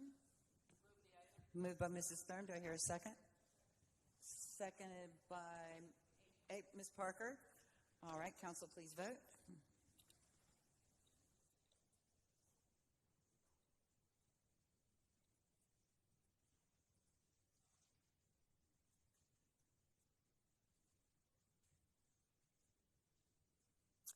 And that passes 9-0. Our last business item, item I-7, ordinance to amend the fiscal year 25-26 Solid Waste Disposal Fund 551 budget in the amount of $750,000. Any questions? Hearing none, I would accept the motion. Moved by Mr. Marshall, seconded by Mrs. Thurm. Council, please vote.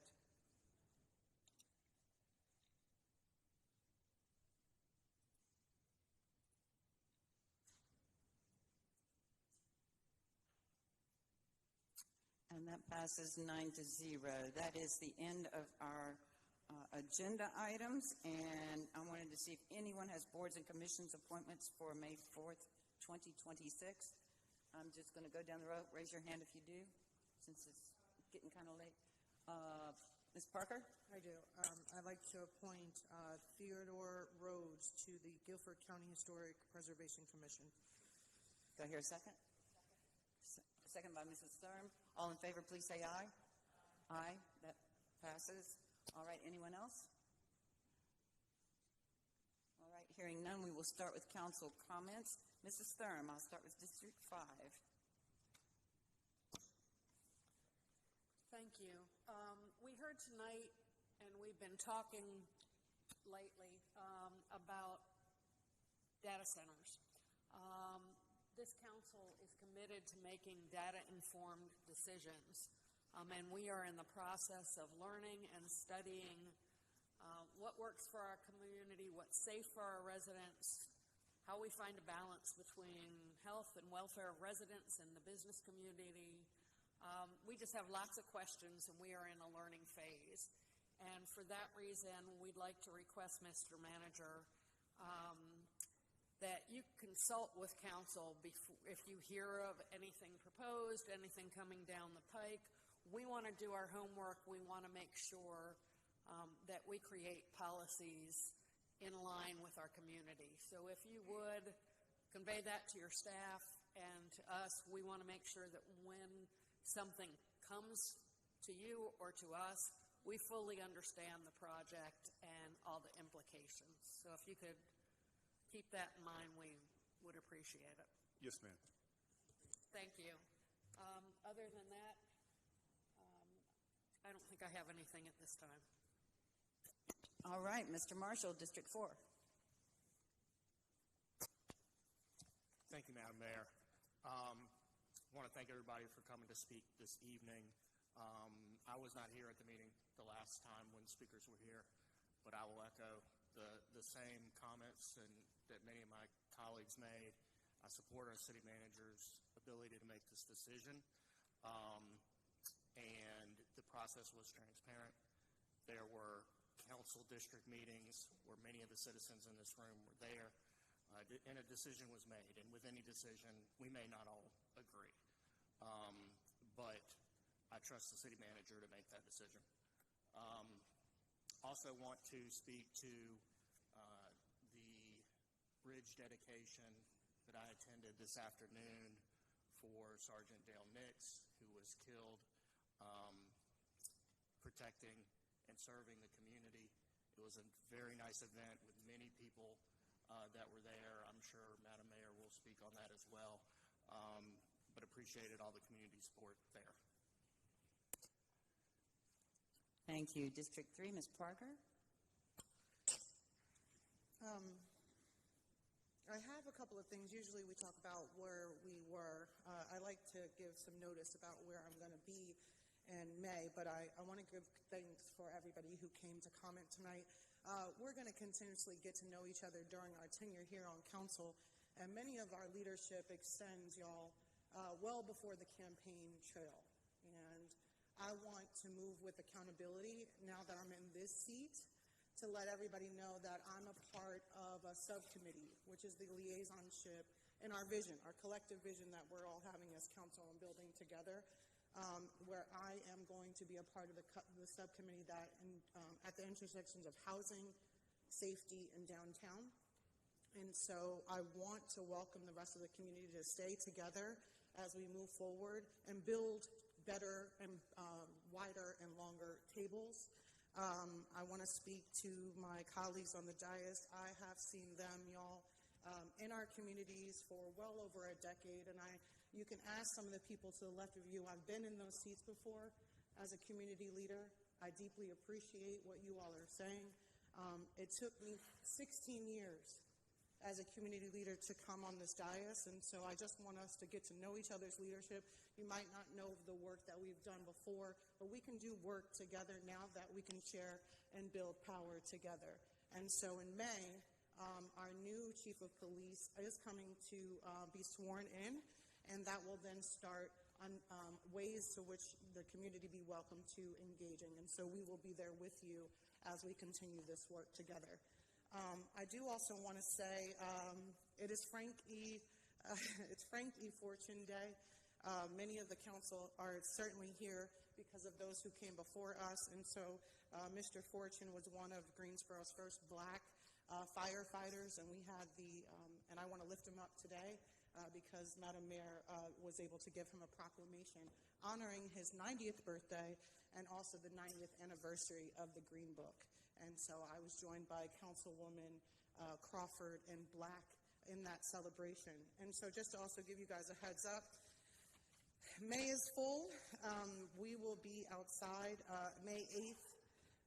Greensboro's own Morgan Rafford, she is now coming and promoting her book, Now Then, and being out in the community is a way that we can also build relationship and grow. So May 13th, there's an ADU workshop. May 16th, I'm going to be at that Greenway ribbon cutting. Our lakes are open. Let's see. May 19th, I'm also going to be at the small business launching from 9 a.m. to 10:30, and that's at the Yvonne Johnson Event Center. So see y'all in May. Thank you. Ms. Crawford, District 2. So I don't want people going home and feeling like we didn't hear this time and the last time that you came. I've spoken to, because I don't want to speak for other folks, to some of the community leaders that have been pushing consent, written consent, and we have informed consent and what we can do around that. We've also had conversations around working together with stakeholders from both sides to look at what we can do around regulatory stops. So this work hasn't stopped. There are just some things, again, that we are trying to learn as we go forward. One of those things is also, like what was said earlier about the data centers. We understand and are working to look at how we can protect our communities should data centers come to District 1 and District 2. So I can speak to District 2. We've got a legacy of landfills. We've got, historic disinvestment. We've got a higher baseline for health risks. And what comes with data centers are electricity demands that we can't afford. It comes with the data centers getting incentives, tax incentives that do not trickle down to us. It comes with a low number of jobs, some of the same things that Dell said. And it's fairly extractive, right? Even with a closed loop water system, we're still burning through gallons of water. It increases air pollution with the backup generators. There's a list of things that we don't want in our districts. So we are learning as fast as we can about what we can do when it comes to these industries. So keep your eye out, because we will have to ask some of you into the room to sit down and help us talk through some of these things. And that is where we see being able to have community come in and help us get the policy that we have been asking for. Thank you. Ms. Black, District 1. I will just piggyback off of some of the comments that have been made around data centers. And what I will lead with is that District 1 cannot hold more harm. We hold the highways, we hold pollution, we hold landfills, we hold divestment, we hold concentrated poverty, we hold everything that is negative in this city. And we can no longer be the person who holds it all. And so when we talk about data centers and what's coming to Greensboro, I understand that council will have conversations and we will create policy around it, but I also am asking for that policy to include equity, because District 1 can't take it all. We cannot hold every harm that comes to this city, and we're going to stop it with data centers. So I hope that the conversation is robust. I hope that we are thinking about being transparent and having equity, but I want to lead and end with you all knowing that it won't happen in District 1 unless we do it the right way. I also want to be transparent that there has already been an approval for a data center in District 1. With this it was already mentioned tonight, North Carolina State University. We're going to work on that, and we're going to try to make this a positive, turn this around from a negative to a positive. But what I can continue to say is District 1 can't hold it all. You cannot continue to harm the most underserved community that we have in this city. So I hope that you leave with that, and I hope that we move forward with that thought in mind. Thank you. Thank you. Mr. Allen.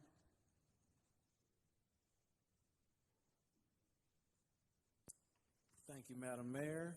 I want to say that I'm grateful for the speakers that came out tonight and let their voice be heard about the decisions that are being made. Want to thank my council members for staying at the table and doing the work that it does take to pass policy. I think that I guess folks address me coming from both sides, but I think that it's important to know what it takes to move policy and then what it takes to move lasting policy.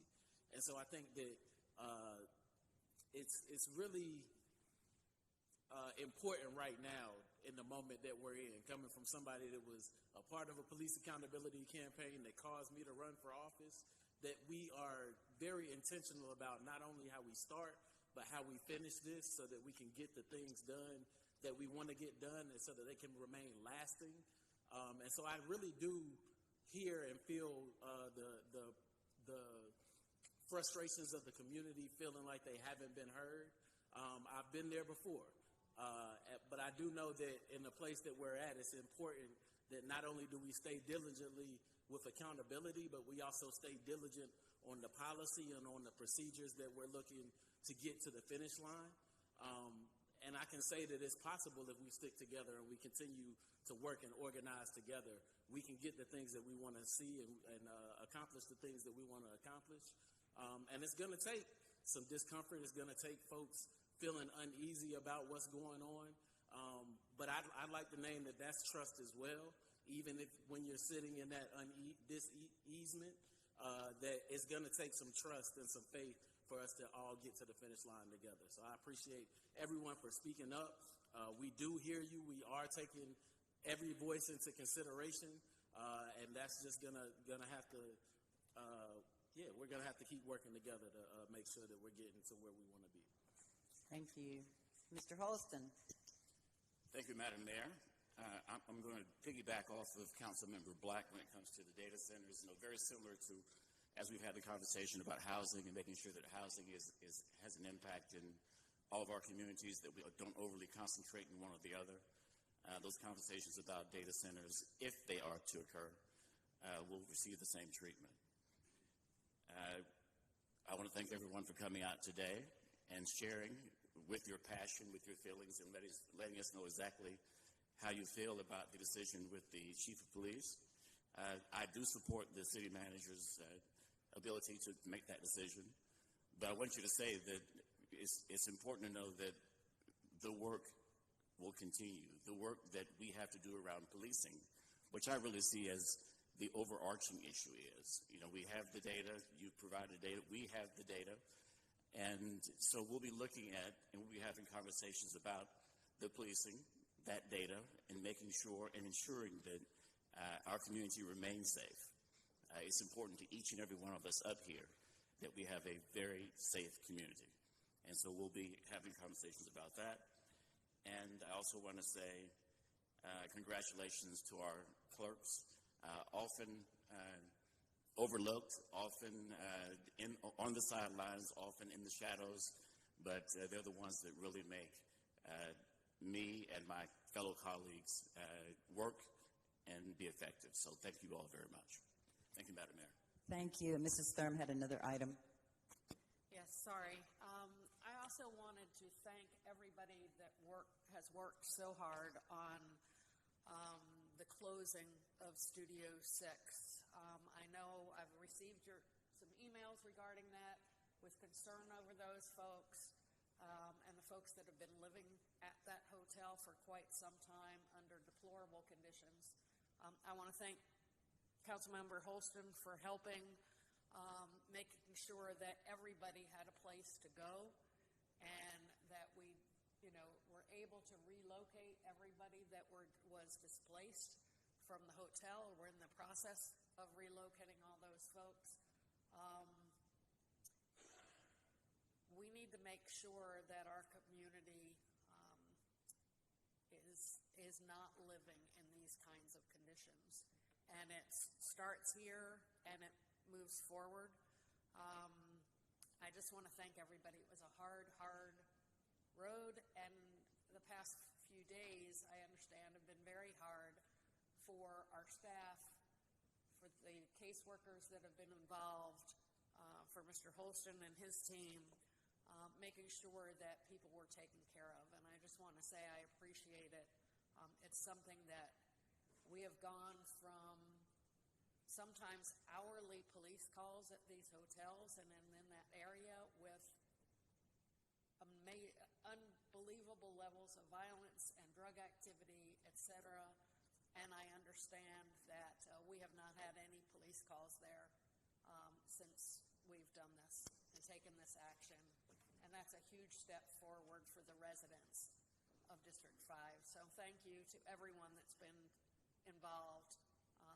To our Assistant City Manager, Andrea Harrell, from the bottom of my heart, it's been a long time coming. We've been working on this for about 2 years now, and I truly appreciate the coordination, your assistance, and the dedication for the entire team. Thank you.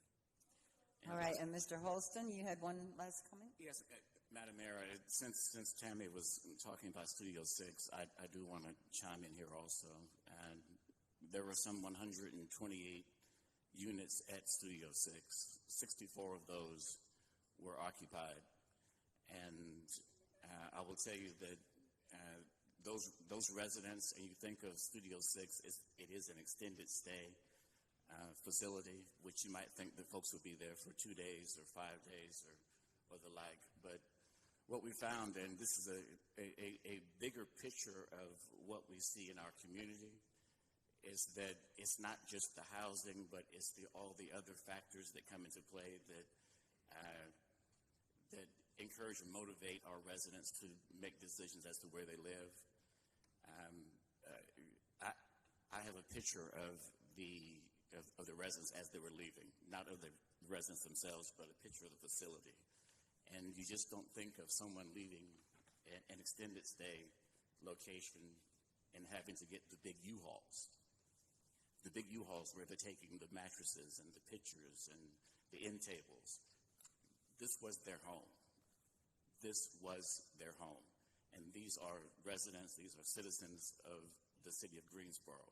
But the microcosm that it shows is that as I speak with them, it's the issues of wages. It's the issues of mental health. It's financial health, credit history, eviction history, which has caused them to have to live on a cash basis, on a day-by-day or week-by-week basis.